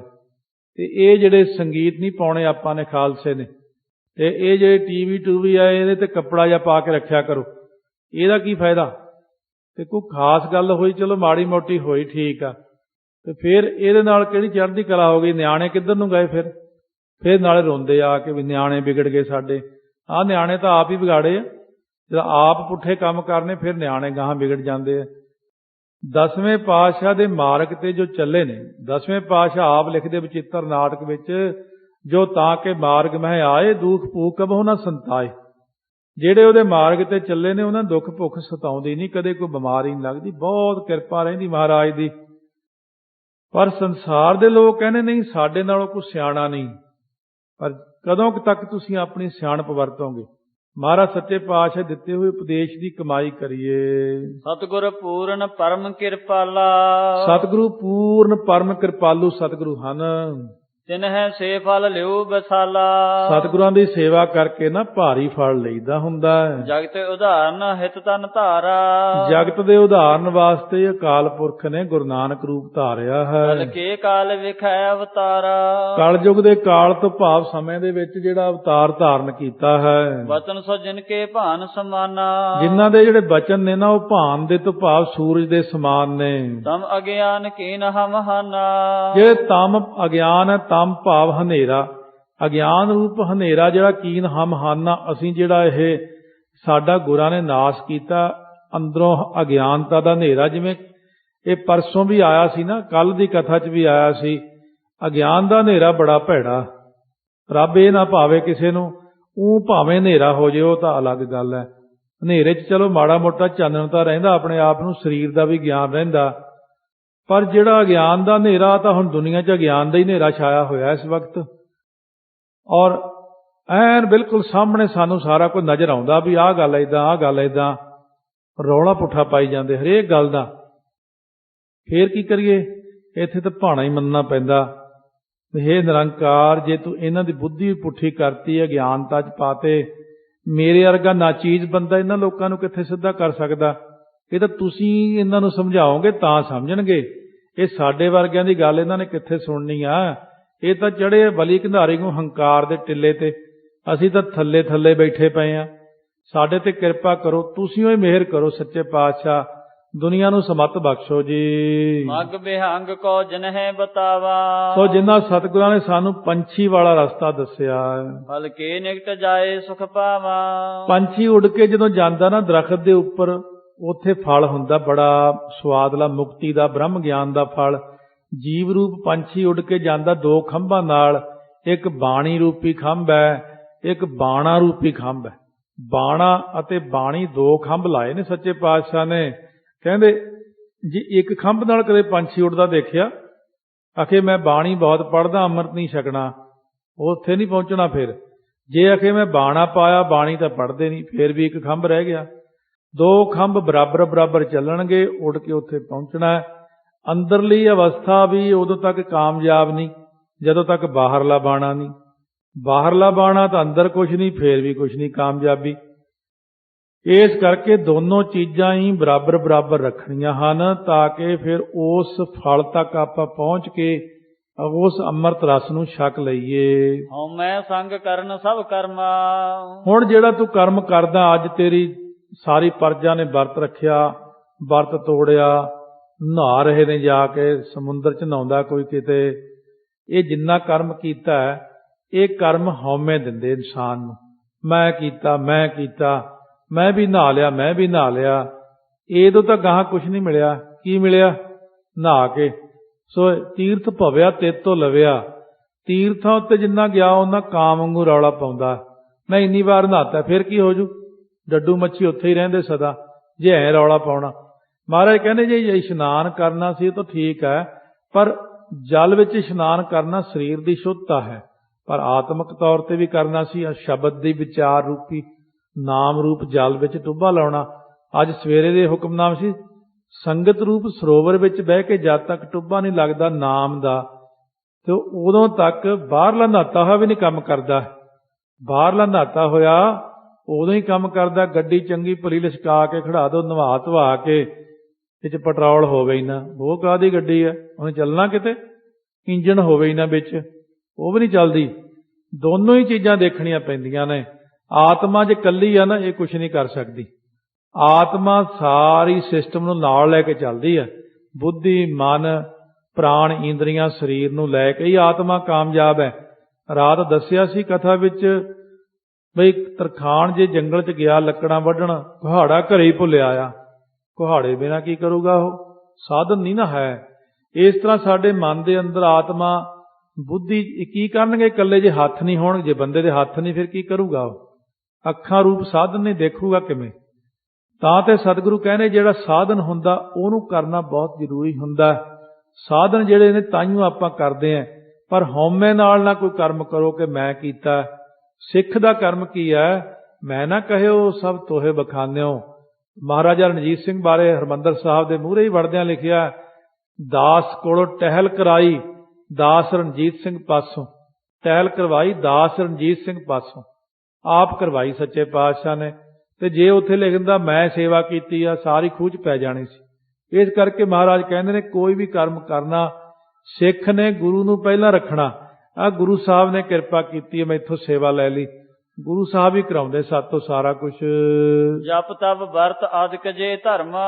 ਸੋ ਜਪ ਕਰਨਾ, ਤਪ ਕਰਨਾ, ਵਰਤ ਰੱਖਣੇ ਆਦਿ ਕਿਹੜੇ ਧਰਮ ਨੇ? ਸੋ ਕੀਟੀ ਮਗ ਜਾਨੋ ਐਸੇ। ਉਹ ਕੀੜੀ ਵਾਲਾ ਰਸਤਾ ਹੈ। ਉਹ ਪਹੁੰਚਦਿਆਂ ਬਹੁਤ ਜਨਮ ਲੱਗ ਜਾਂਦੇ ਨੇ। ਵਰਨ ਸੁਨਾਵਤ ਹਾਂ ਤੁਝ ਜੈਸੇ। ਸੋ ਤੈਨੂੰ ਸੁਣਾਉਂਦਾ ਵਰਣਨ ਕਰਕੇ ਕਿਸ ਪ੍ਰਕਾਰ ਕੀਤੇ ਜਨਮ ਕਰਮ ਸ਼ੁਭ ਕਰਹਿ। ਕਿੰਨੇ ਜਨਮ ਸ਼ੁਭ ਕਰਮ ਕਰਦੇ ਨੇ। ਅੰਤ ਹੈ ਕਰਨ ਮੈਲ ਪੁਨ ਹਰਹਿ। ਫਿਰ ਅੰਤਸ ਕਰਨ ਦੀ ਅੰਦਰਲੀ ਮੈਲ ਜਾਂਦੀ ਹੈ। ਮਿਲਹਿ ਗੁਰੂ ਤਬ ਦੇ ਉਪਦੇਸਾ। ਸਤਿਗੁਰੂ ਜੀ ਮਿਲ ਕੇ ਉਪਦੇਸ਼ ਦਿੰਦੇ ਨੇ, ਚੰਗਾ ਉਪਦੇਸ਼ ਦਿੰਦੇ ਨੇ ਉਹਨੂੰ। ਭਾਗਾਂ ਨਾਲ ਮਿਲਦੇ ਨੇ ਪੂਰੇ ਗੁਰੂ। ਮੋਚੈ ਬੰਧਨ ਜਗਤ ਕਲੇਸ਼ਾ। ਫਿਰ ਸਤਿਗੁਰੂ ਜੀ ਛੁਡਾ ਦਿੰਦੇ ਨੇ ਜਿਹੜੇ ਬੰਧਨ ਨੇ ਸੰਸਾਰ ਦੇ। ਕਦੇ ਮਿਲ ਕੇ ਦੇਖਿਆ ਨਹੀਂ ਗੁਰਾਂ ਨੂੰ, ਸਤਿਗੁਰੂ ਕਿਰਪਾ ਕਰਦੇ ਨੇ ਸਿੱਖ ਤੇ। ਅਸ ਪ੍ਰਕਾਰ ਪਹੁੰਚੈ ਤਹ ਜਾਏ। ਇਸ ਤਰ੍ਹਾਂ ਉੱਥੇ ਜਾ ਕੇ ਪਹੁੰਚਦਾ ਹੈ। ਫਲ ਰੂਪੇ ਜੋ ਮੁਕਤ ਸੁਨਾਏ। ਸੋ ਜਿਹੜੀ ਤੈਨੂੰ ਮੁਕਤੀ ਸੁਣਾਈ ਇਹ ਫਲ ਰੂਪ ਹੈ। ਇਹ ਹਉਮੈ ਤਜਨੇ ਕੀ ਬਹੁ ਗਾਥਾ। ਹਉਮੈ ਛੱਡਣ ਦੀ ਗੱਲ ਤੈਨੂੰ ਸੁਣਾਉਣਾ ਬਹੁਤ। ਉਚਰੇ ਮਨ ਸੁਖ ਨਿਰਪਕੇ ਸਾਥਾ। ਜਦੋਂ ਮਨ ਸੁਖ ਸ਼ਾਹੂਕਾਰ ਨੇ ਰਾਜੇ ਨੂੰ ਸੁਣਾਈ, ਕਹੀਂ ਸਾਹੂ ਕੇ ਬਾਨੀ ਜੋਏ। ਸੋ ਕਹੀ ਹੋਈ ਸੀ ਜਿਹੜੀ ਨਾ ਮਨ ਸੁਖ ਦੀ ਬਾਣੀ ਸੁਣਾਏ ਬਚਨ। ਸਗਰੋ ਮਰਮ ਭੇਦ ਕੇ ਸੋਏ। ਰਾਜਾ ਸਿਆਣਾ ਸੀ, ਧਾਰਮਿਕ ਸੀ, ਤੋ ਉਹ ਜਿੱਥੇ ਗੁੱਝਾ ਥਾਂ, ਜਿੱਥੋਂ ਸੱਟ ਪਿਆ ਬਹੁਤ ਪੀੜਾ ਹੋਵੇ, ਮੌਤ ਹੋ ਜਾਂਦੀ ਹੈ, ਐ ਮਰਮ ਥਾਂ ਤੇ ਜਾ ਕੇ ਫਿਰ ਤੀਰ ਵੱਜਿਆ ਰਾਜੇ ਦੇ, ਜਿੱਥੇ ਪੁੜਪੜੀ ਚ ਮਾਰੀਏ ਤਾਂ, ਜਾਂ ਪਿਛਲੇ ਪਾਸੇ, ਜਾਂ ਫਿਰ ਕੋਈ ਦਿਲ ਤੇ ਚੀਜ਼ ਵੱਜ ਜਾਵੇ ਜਾਂ ਕਲੇਜੇ ਤੇ ਵੱਜੇ, ਇਹ ਮਰਮ ਥਾਂ ਭਾ ਪੋਲਾ। ਐ ਜਾ ਕੇ ਦਿਲ ਦੇ ਵਿੱਚ ਗੱਲਾਂ ਵੱਜੀਆਂ। ਜਦੋਂ ਸੀ ਰਾਜਾ ਧਾਰਮਿਕ, ਚਾਹੁੰਦਾ ਸੀ ਪਰਮੇਸ਼ਰ ਦੀ ਪ੍ਰਾਪਤੀ, ਵਾਹ ਬਈ ਵਾਹ, ਬਹੁਤ ਅੱਖਾਂ ਖੋਲ ਦਿੱਤੀਆਂ ਮੇਰੀਆਂ। ਰਾਜਾ ਸੁਣ ਕੇ ਖੁਸ਼ ਹੋ ਗਿਆ। ਕਸੇ ਤੁਫੰਗ ਮਾਰੀਏ ਜੈਸੇ। ਮੈਂ ਕਸ ਕਰਕੇ ਤੁਫੰਗ ਮਾਰੀਏ ਬੰਦੂਕ। ਘਾਇਲ ਭਇਓ ਤੁਪੋ ਭਾਲੂ ਤੈਸੇ। ਉਸ ਤਰੀਕੇ ਨਾਲ ਕਹਿੰਦੇ ਉਹ ਜਿਹੜਾ ਸੀ ਨਾ ਘਾਇਲ ਹੋ ਗਿਆ, ਘੁੰਮ ਕੇ ਡਿੱਗਦਾ ਹੈ। ਛੁੱਛੇ ਤੁਪਕ ਘਾਉ ਨਹਿ ਕਰੇ। ਹੁਣ ਇਹ ਖਾਲੀ ਤੋਪ ਚਲਾ ਦੇ, ਉਹ ਨਹੀਂ ਜ਼ਖਮ ਕਰਦੀ, ਕਿਸੇ ਨੂੰ ਮਾਰਦੀ ਨਹੀਂ। ਬਿਨਾ ਕਮਾਏ ਸੋ ਐਸੇ ਉੱਚ ਰਹੇ। ਜਿਹਨੇ ਬਿਨਾ ਕਮਾਈ ਤੋਂ ਬੰਦਾ ਉਪਦੇਸ਼ ਕਰੇ ਉਹਦਾ ਕੋਈ ਸੁਣਦਾ ਹੀ ਨਹੀਂ। ਜਿਹੜਾ ਬੰਦਾ ਕਮਾਈ ਕਰਕੇ ਉਪਦੇਸ਼ ਕਰੇ ਨਾ, ਉਹਦਾ ਉਪਦੇਸ਼ ਜਾ ਕੇ ਸਿੱਧਾ ਹਿਰਦੇ 'ਚ ਵੱਜਦਾ। ਜਿਵੇਂ ਪੰਜਵੇਂ ਪਾਤਸ਼ਾਹ ਨੇ ਕਿਹਾ, ਜਿਸ ਕਾ ਅੰਤਰ ਬਸੈ ਨਿਰੰਕਾਰ ਤਿਸ ਕੀ ਸੀਖ ਤਰੈ ਸੰਸਾਰ। ਤਾਈਓ ਜਿਨ੍ਹਾਂ ਨੇ ਕਮਾਈ ਕੀਤੀ ਹੁੰਦੀ ਆ, ਉਹਦਾ ਬੋਲ ਆਪਣੇ ਮਨ 'ਚ ਚਲਿਆ ਜਾਂਦਾ। ਜਿਹਨੇ ਕਮਾਈ ਨਹੀਂ ਕੀਤੀ ਹੁੰਦੀ, ਉਹਦਾ ਤਾਂ ਫੋਕਾ ਹੀ ਤੋਪ ਆ, ਉਹ ਤਾਂ ਐਵੇਂ ਅਸਰ ਹੀ ਨਹੀਂ ਕਰਦਾ ਮਨ ਦੇ ਉੱਤੇ।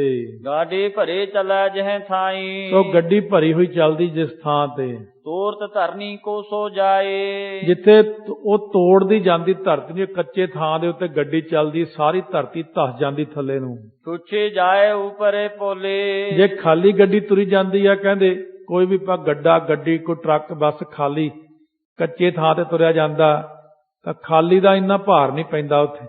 ਪਰ ਜੇ ਭਰਿਆ ਹੁੰਦਾ ਜਾਂਦਾ ਤਾਂ ਉਹ ਧਰਤੀ ਧਸ ਜਾਂਦੀ ਥੱਲੇ ਨੂੰ ਉੱਥੋਂ। ਤਿਉ ਮਨ ਸੁਖ ਕੇ ਜਨਹੁ ਬੋਲੀ। ਮਨ ਸੁਖ ਦੀ ਬੋਲੀ ਉਹ ਜੇ ਭਰੀ ਹੋਈ ਗੱਡੀ ਚੱਲਦੀ ਹੈ ਖਾਲੀ ਥਾਂ ਤੇ। ਗੁਰਮੁਖ ਮਨ ਸੁਖ ਕੇ ਸੁਭਾ ਬਾਣੀ। ਭਾਈ ਗੁਰਮੁਖ ਪਿਆਰੇ ਮਨ ਸੁਖ ਸ਼ਾਹੂਕਾਰ ਦੀ, ਗੁਰੂ ਨਾਨਕ ਦੇ ਸਿੱਖ ਦੀ ਸੋਹਣੀ ਬਾਣੀ। ਨੀਕੇ ਨਿਰਪਕੈ ਮਨ ਮੈਂ ਮਾਨੀ। ਚੰਗੇ ਤਰੀਕੇ ਨਾਲ ਰਾਜੇ ਦੇ ਮਨ ਦੇ ਵਿੱਚ ਮੰਨਣਾ ਹੋਗੀ ਵੀ ਹਾਂ ਬਹੁਤ ਸੋਹਣੀ ਗੱਲ ਕਹੀ ਹੈ ਜੀ। ਸੁਨ ਵਚ ਹਵੈ ਸਿਵ ਨਾਭ ਅਚੰਬਾ। ਸੁਣ ਕਰਕੇ ਸ਼ਿਵਨਾਭ ਜਿਹੜਾ ਸੀ ਨਾ ਰਾਜਾ, ਉਹ ਬਹੁਤ ਹੈਰਾਨ ਹੋਇਆ ਵੀ ਅੱਜ ਤੱਕ ਇਹ ਤਾਂ ਕਿਸੇ ਨੇ ਦੱਸੀਆਂ ਨਹੀਂ ਚੀਜ਼ਾਂ, ਨਾ ਕਿਸੇ ਨੇ ਗਿਆਨ ਦਿੱਤਾ। ਹੁਣ ਦੱਸੇ ਤਾਂ ਕੋਈ, ਜੇ ਤੜਕੇ ਕੋਈ ਆਪ ਉੱਠੇ ਫੇਰ ਹੀ ਤਾਂ ਦੱਸੂਗਾ। ਉਹ ਗੱਲਾਂ ਹੀ ਬਦਲਤੀਆਂ, ਸਾਰੀਆਂ ਗੱਲਾਂ ਪ੍ਰਚਾਰਕਾਂ ਨੇ ਹੁਣ ਵੀ ਬਦਲਤੀਆਂ। ਉਹ ਕਿਉਂ? ਆਪ ਨਹੀਂ ਉੱਠਣਾ, ਕਹਿਣਾ ਹੀ ਨਹੀਂ ਕਿਸੇ ਨੂੰ, ਨਾਮ ਨਹੀਂ ਜਪਣਾ, ਕਹਿਣਾ ਹੀ ਨਹੀਂ। ਜਪਜੀ ਸਾਹਿਬ ਆਪ ਇੱਕ ਮਸਾਂ ਹੀ ਪੜ੍ਹਦੇ ਹੋਣੇ ਆ, ਫਿਰ ਕਹਿੰਦੇ ਹੀ ਨਹੀਂ ਕਿਸੇ ਨੂੰ, ਕਹਿੰਦੇ ਇੰਨੇ ਪਾਠ ਕਾਹਨੂੰ ਕਰਨੇ ਆ, ਇੱਕੋ ਹੀ ਪਾਠ ਬਹੁਤ ਹੈ। ਪ੍ਰਾਪਤੀ ਹੋਈ ਨਹੀਂ, ਪ੍ਰਕਾਸ਼ ਹੋਇਆ ਹੀ ਨਹੀਂ। ਕਹਿੰਦੇ ਪ੍ਰਕਾਸ਼ ਪ੍ਰਕੂਸ਼ ਨਹੀਂ ਹੁੰਦਾ, ਕੋਈ ਉਹੀ ਗੱਲਾਂ ਬਣਾਈਆਂ ਹੋਈਆਂ। ਦਸਮ ਦੁਆਰ ਤੱਕ ਕੋਈ ਗਿਆ ਹੀ ਨਹੀਂ, ਕਹਿੰਦੇ ਦਸਮ ਦੁਆਰ ਹੁੰਦਾ ਹੀ ਨਹੀਂ। ਜਿਉਂ ਲੱਗੇ ਗੁੰਮਰਾਹ ਕਰਨ ਸਾਰੀ ਦੁਨੀਆ ਨੂੰ। ਆ ਜਦ ਹੁਣ ਮਾੜਾ ਜਾਂ 5 ਸਾਲ ਤੋਂ ਆ ਸੁਣਾਉਣਾ ਸ਼ੁਰੂ ਕੀਤਾ, ਕਿੰਨਿਆਂ ਲੋਕਾਂ ਨੂੰ ਪ੍ਰਾਪਤੀ ਹੋ ਗਈ। ਲੋਕ ਕਹਿੰਦੇ ਇੰਨੀ ਪ੍ਰਾਪਤੀ, ਇੰਨੀ ਕਿਰਪਾ ਮਹਾਰਾਜ ਦੀ, ਇੰਨੀ ਬਾਣੀ ਵੱਡੀ ਚੀਜ਼ ਹੈ, ਸਾਨੂੰ ਕਿਸੇ ਨੇ ਦੱਸਿਆ ਹੀ ਨਹੀਂ ਕਦੇ। ਦੱਸਣਾ ਕੀ ਸੀਗਾ, ਜਦ ਅਗਲਾ ਤਾਂ ਤੋਰੀ ਫੁਲਕਾ ਚਲਾਉਣ ਆਇਆ ਹੋਇਆ ਆਪਣਾ, ਉਹ ਤਾਂ ਆਪਣੇ ਪੈਸੇ ਇਕੱਠੇ ਕਰਨੇ, ਦੌੜ ਜਾਣਾ। ਅਗਲਾ ਕਹਿੰਦਾ ਉਪਦੇਸ਼ ਦੇਣ ਦੀ ਕਿ ਲੋੜ ਆ, ਜਦ ਇਹ ਜੇ ਕਿਤੇ ਮੇਰੇ ਨਾਲੋਂ ਗਾਹਾਂ ਲੰਘੇ, ਸਿਆਣੇ ਬਣ ਗਏ, ਕਿਤੇ ਹੋਰ ਹੀ ਨਾ ਕਿਤੇ ਮੈਨੂੰ ਭੁੱਲ ਜਾਣ, ਫਿਰ ਆਪਾਂ ਤਾਂ ਇਹਨਾਂ ਨੂੰ ਕਮਲੇ ਜੇ ਬਣਾ ਕੇ ਰੱਖੋ, ਚੇਲੇ ਬਣਾਉਣੇ ਆਪਣੇ। ਇਹ ਪੈਸੇ ਦੇਈ ਜਾਣ, ਇੰਨੇ ਹੀ ਸਰ ਜਾਣਾ। ਆਪਾਂ ਚਾਹੁੰਦੇ ਆ ਤਾਂ ਸਾਰਿਆਂ ਨੂੰ ਹੀ B.Ed ਕਰਾ ਦੇਣੀ, ਆਪਾਂ ਨੇ M.Ed ਕਰਾ ਦੇਣੀ, ਸਾਰਿਆਂ ਨੂੰ ਹੀ, ਸਾਰੇ ਹੀ ਬਣਾ ਦੇਣੇ ਤਾਹਣ ਲਈ।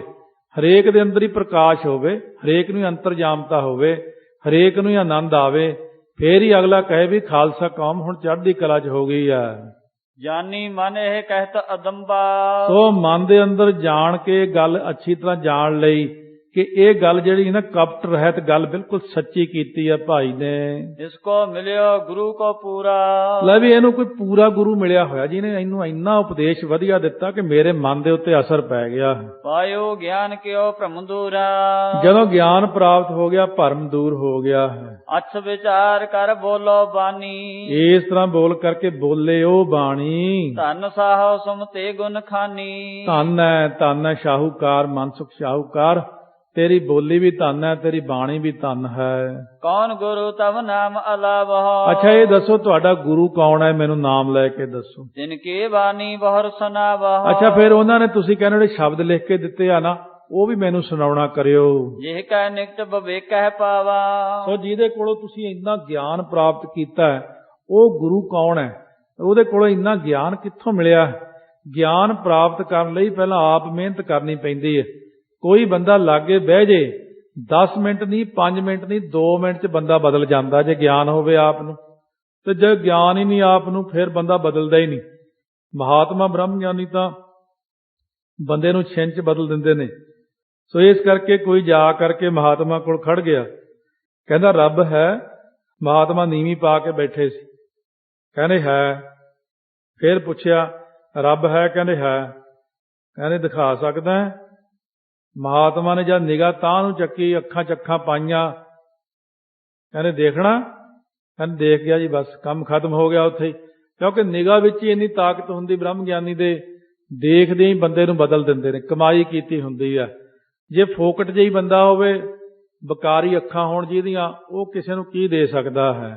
को अस कल में जग प्रगटावा। ਇਸ ਕਲਯੁਗ ਦੇ ਵਿੱਚ ਕੌਣ ਹੈ ਜਿਹੜਾ ਜੱਗ ਦੇ ਵਿੱਚ ਪ੍ਰਗਟ ਹੋਇਆ ਹੈ। सुन नरेश के मन सुख बैना। ਸੁਣ ਕਰਕੇ ਉਸ ਵਕਤ ਰਾਜੇ ਦੇ ਬਚਨ, ਇਹ ਭਾਈ ਮਨਸੁਖ ਸ਼ਾਹੂਕਾਰ ਗੁਰੂ ਨਾਨਕ ਦਾ ਸਿੱਖ ਲਾਹੌਰ ਦੇ ਰਹਿਣ ਵਾਲਾ, कहो नाम श्री गुरु गुर गुर गुण ऐना। ਗੁਣਾਂ ਦੇ ਖਜ਼ਾਨੇ ਗੁਰੂ ਨਾਨਕ ਦੇਵ ਜੀ, ਗੁਣਾਂ ਦੇ ਘਰ। श्री नानक सब पात कहारे। ਸਾਰੇ ਪਾਪਾਂ ਦਾ ਨਾਸ਼ ਕਰਨ ਵਾਲੇ ਮੇਰੇ ਸਤਿਗੁਰੂ ਗੁਰੂ ਨਾਨਕ ਦੇਵ ਜੀ ਹਨ। अस कह प्रेम बढ़ो और भारे। ਇਸ ਤਰ੍ਹਾਂ ਕਹਿ ਕਰਕੇ ਮਨ ਦੇ ਅੰਦਰ ਬਹੁਤ ਭਾਰੀ ਪਿਆਰ ਵੱਧ ਗਿਆ ਜਦੋਂ ਸੁਣਿਆ ਨਾਮ। गद गद बानी पुलके अंगा। ਗਦ ਗਦ ਬਾਣੀ ਹੁੰਦੀ ਕਿ ਕੰਠ ਰੁਕ ਜਾਣਾ, ਸਰੀਰ ਦੇ ਸਾਰੇ ਰੋਮ ਖੜੇ ਹੋ ਜਾਣੇ। ਮੇਰੇ ਗੁਰੂ ਨਾਨਕ ਪਾਤਸ਼ਾਹ ਇਉਂ ਸੁਣ ਕਰਕੇ ਰਾਜੇ ਨੂੰ ਬਰਾਗ। ਉਹ ਅਸਲੀ ਪਿਛਲੀ ਕਮਾਈ ਸੀ। ਜਿੱਥੇ ਪਿਛਲੀ ਪ੍ਰੀਤੀ ਹੋਵੇ, ਪਿਛਲੀ ਕਮਾਈ ਹੋਵੇ, ਬੰਦਾ ਉੱਥੇ ਨੂੰ ਭੱਜਿਆ ਜਾਂਦਾ। ਜੇ ਪਿਛਲੇ ਜਨਮ 'ਚ ਸਤਸੰਗਤ ਕੀਤੀ ਆ, ਉਦੋਂ ਪਿਛਲੇ ਕੀਤੀ ਹੁੰਦੀ ਕਈਆਂ ਨੇ, ਉਹ ਸਤਸੰਗਤ ਵਿੱਚ ਬਚਪਨ ਤੋਂ ਹੀ ਆਉਣ ਲੱਗ ਜਾਂਦੇ। ਜਿਹਨ ਕੀਤੀ ਨਹੀਂ ਹੁੰਦੀ ਉਹ ਕਹਿੰਦਾ ਕੀ ਜਾਣਾ ਉੱਥੇ ਕੀ ਪਿਆ। ਉਹ ਪਿਆਰ ਪਿਛਲੇ ਜਨਮਾਂ ਦਾ ਹੀ ਬਣਿਆ ਹੁੰਦਾ। ਆ ਜਿਹੜੇ ਪਿਛਲੇ ਜਨਮ 'ਚ ਅੰਮ੍ਰਿਤਧਾਰੀ ਕਈ ਚੜ੍ਹਾਈ ਕਰਦੇ ਨੇ, ਉਹ ਜਨਮਦਿਆਂ ਸਾਰ ਮਾਤਾ ਪਿਤਾ ਵੀ ਅੰਮ੍ਰਿਤਧਾਰੀ ਮਿਲ ਜਾਣਗੇ ਔਰ ਜੰਮਦਿਆਂ ਹੀ ਅੰਮ੍ਰਿਤ ਦੀ ਦਾਤ ਮਿਲ ਜਾਂਦੀ ਹੈ। ਬਚਪਨ ਤੋਂ ਕਹਿੰਦੇ ਇਹ ਤਾਂ ਬਸ ਗੁਰੂ ਘਰ ਬਿਨਾਂ ਸਾਰ, ਉੱਥੇ ਜਾ ਕੇ ਸੇਵਾ ਕਰਦਾ ਰਹਿੰਦਾ, ਉੱਥੇ ਜਾ ਕੇ ਬਾਣੀ ਪੜ੍ਹਦਾ, ਮਹਾਰਾਜ ਦੀ ਸੇਵਾ ਕਰਦਾ। ਉਹ ਕਿਉਂਕਿ ਉਹ ਬਾਲਕ ਜਿਹੜਾ ਪਿਛਲੇ ਜਨਮ ਤੋਂ ਹੀ ਤੁਰਿਆ ਹੋਇਆ, ਇਸ ਕਰਕੇ ਪਿਛਲੇ ਜਨਮਾਂ ਦੀ ਕਮਾਈ ਵੀ ਸੀ ਰਾਜੇ ਦੀ। ਤਾਈਓ ਗੁਰੂ ਨਾਨਕ ਸਾਹਿਬ ਸੱਚੇ ਪਾਤਸ਼ਾਹ ਦਾ ਨਾਮ ਸੁਣਦਿਆਂ ਹੀ ਮਨ ਖੁਸ਼ ਹੋ ਗਿਆ। ਲੋਚਨ ਛਾਵਾਂ ਨੀਰ ਉਮੰਗਾ। ਅੱਖਾਂ ਵਿੱਚੋਂ ਬਹੁਤ ਭਾਰੀ ਪਾਣੀ ਚੱਲ ਪਿਆ। ਹੁਣ ਬਰਾਗ ਦਾ ਜਲ ਚੱਲ ਪਿਆ। ਬੜੀ ਉਮੰਗ ਪੈਦਾ ਭਈ ਮੈਨੂੰ ਉਹ ਗੁਰੂ ਨੂੰ ਮਿਲਾ ਦੇ। ਕਿਤਕ ਕਾਲ ਮੈਂ ਧਰ ਕਰ ਧੀਰਾ। ਕਿੰਨਾ ਕੁ ਸਮਾਂ ਰੋ ਰੂ ਕੇ ਅੱਖਾਂ ਜਦੋਂ ਬਿਲਕੁਲ ਰੋ ਕੇ ਫਿਰ ਬੁਰਾ ਹਾਲ ਹੋ ਗਿਆ। ਮਾੜਾ ਜਿਹਾ ਮਨ ਜਦੋਂ ਖੜਿਆ, ਕੁਛ ਧੀਰਜ ਦਿੱਤਾ ਮਨਸੁਖ ਨੇ। ਹੌਸਲਾ ਕਰੋ ਰਾਜਨ, ਮਿਲਾਵਾਂਗੇ ਸਤਿਗੁਰਾਂ ਨੂੰ, ਤੁਸੀਂ ਇੰਨੇ ਕਿਉਂ ਬਰਾਗ 'ਚ ਆਏ ਹੋ। ਗੁਰਬਾਣੀ ਪੜ ਗੁਨੀ ਗਹਿਰਾ। ਇਸ ਤਰੀਕੇ ਨਾਲ ਫਿਰ ਧੀਰਜ ਧਾਰੀ ਨੂੰ ਜਦੋਂ ਬਾਣੀ ਦਿੱਤੀ, ਗੁਰਾਂ ਦੀ ਬਾਣੀ ਪੜਨ ਲੱਗ ਪਿਆ। ਪਰਮ ਪ੍ਰੇਮ ਭੁਵਤ ਉਪਜਾਵਾ। ਰਾਜੇ ਦੇ ਮਨ 'ਚ ਬਹੁਤ ਭਾਵਨਾ ਪੈਦਾ ਹੋ ਗਈ। ਅਸਲ ਵਿੱਚ ਤਾਂ ਇਹ ਹੁੰਦਾ ਜਿਹਦੇ ਮਸਤਕ ਤੇ ਲਿਖਿਆ ਗੁਰੂ ਨਾਨਕ ਨੂੰ ਮਿਲਣਾ, ਆਪੇ ਖਿੱਚ ਪੈ ਜਾਂਦੀ ਆ ਉੱਥੇ ਨੂੰ। ਦਰਸ਼ਨ ਕਰਨ ਹੇਤ ਉਮਗਾਵਾ। ਮਹਾਰਾਜ ਦੇ ਦਰਸ਼ਨ ਕਰਨ ਲਈ ਬਹੁਤ ਹੀ ਜ਼ਿਆਦਾ ਉਤਸ਼ਾਹ ਬਣ ਗਿਆ ਮਨ 'ਚ। ਸੁਨ ਸ੍ਰੀ ਗੁਰ ਕੇ ਬਚਨ ਅਨੂਪਾ। ਸੁਣ ਕੇ ਗੁਰੂ ਸਾਹਿਬ ਦੇ ਉਪਮਾ ਤੋਂ ਰਹਿਤ ਬਚਨ। ਮਨ ਸੁਖ ਸੋ ਬੋਲਿਓ ਤਬ ਭੂਪਾ। ਮਨਸੁਖ ਸ਼ਾਹੂਕਾਰ ਨੂੰ ਉਸ ਵਕਤ ਰਾਜਾ ਬੋਲਿਆ, ਮੁਝ ਕੋ ਦਰਸ਼ਨ ਦੇਹੋ ਕਰਾਏ। ਮੈਨੂੰ ਭਾਈ ਗੁਰੂ ਨਾਨਕ ਦੇਵ ਜੀ ਦੇ ਦਰਸ਼ਨ ਕਰਾ ਦੇ ਹੁਣ। ਕਰ ਉਪਕਾਰ ਦੀਨ ਕੀ ਨਿਆਈ। ਮੈਂ ਗਰੀਬ ਐ, ਜਿਵੇਂ ਗਰੀਬਾਂ ਤੇ ਪਰਉਪਕਾਰ ਕਰੀ ਤਾਂ ਦੇਖੋ ਰਾਜਾ ਹੋ ਕੇ ਗਰੀਬ ਬਣ ਗਿਆ। ਕਿਉਂ? ਨਿਮਰਤਾ ਆ ਗਈ ਮਨ 'ਚ। ਇਹ ਨਹੀਂ ਹੁੰਦਾ ਕਿ ਪੈਸੇ ਵਾਲਾ ਗਰੀਬ ਨਹੀਂ ਬਣ ਸਕਦਾ। ਨਿਮਰਤਾ ਰੂਪੀ ਗਰੀਬੀ ਆ ਗਈ, ਨਿਮਰਤਾ 'ਚ ਆ ਗਿਆ। ਭਾਈ ਮੇਰੇ ਕੋਲ ਸਾਰਾ ਕੁਝ ਹੈ, ਪਰ ਮੇਰੇ ਕੋਲ ਉਹ ਚੀਜ਼ ਨਹੀਂ ਜੋ ਮੈਨੂੰ ਚਾਹੀਦੀ ਹੈ। ਤਾਈਓ ਤਾਂ ਮੈਂ ਗਰੀਬ ਤੈਨੂੰ ਬੇਨਤੀ ਕਰਦਾ। ਜਿਸ ਪ੍ਰਕਾਰ ਸ੍ਰੀ ਨਾਨਕ ਪੂਰਨ ਜਿਸ ਤਰ੍ਹਾਂ ਦੇ ਨਾਲ ਗੁਰੂ ਨਾਨਕ ਦੇਵ ਜੀ ਪੂਰਨ ਸਤਿਗੁਰੂ ਹਨ, ਮਿਲਿਓ ਪਾਏ ਕਰਹੁ ਸੋ ਤੂਰਨ।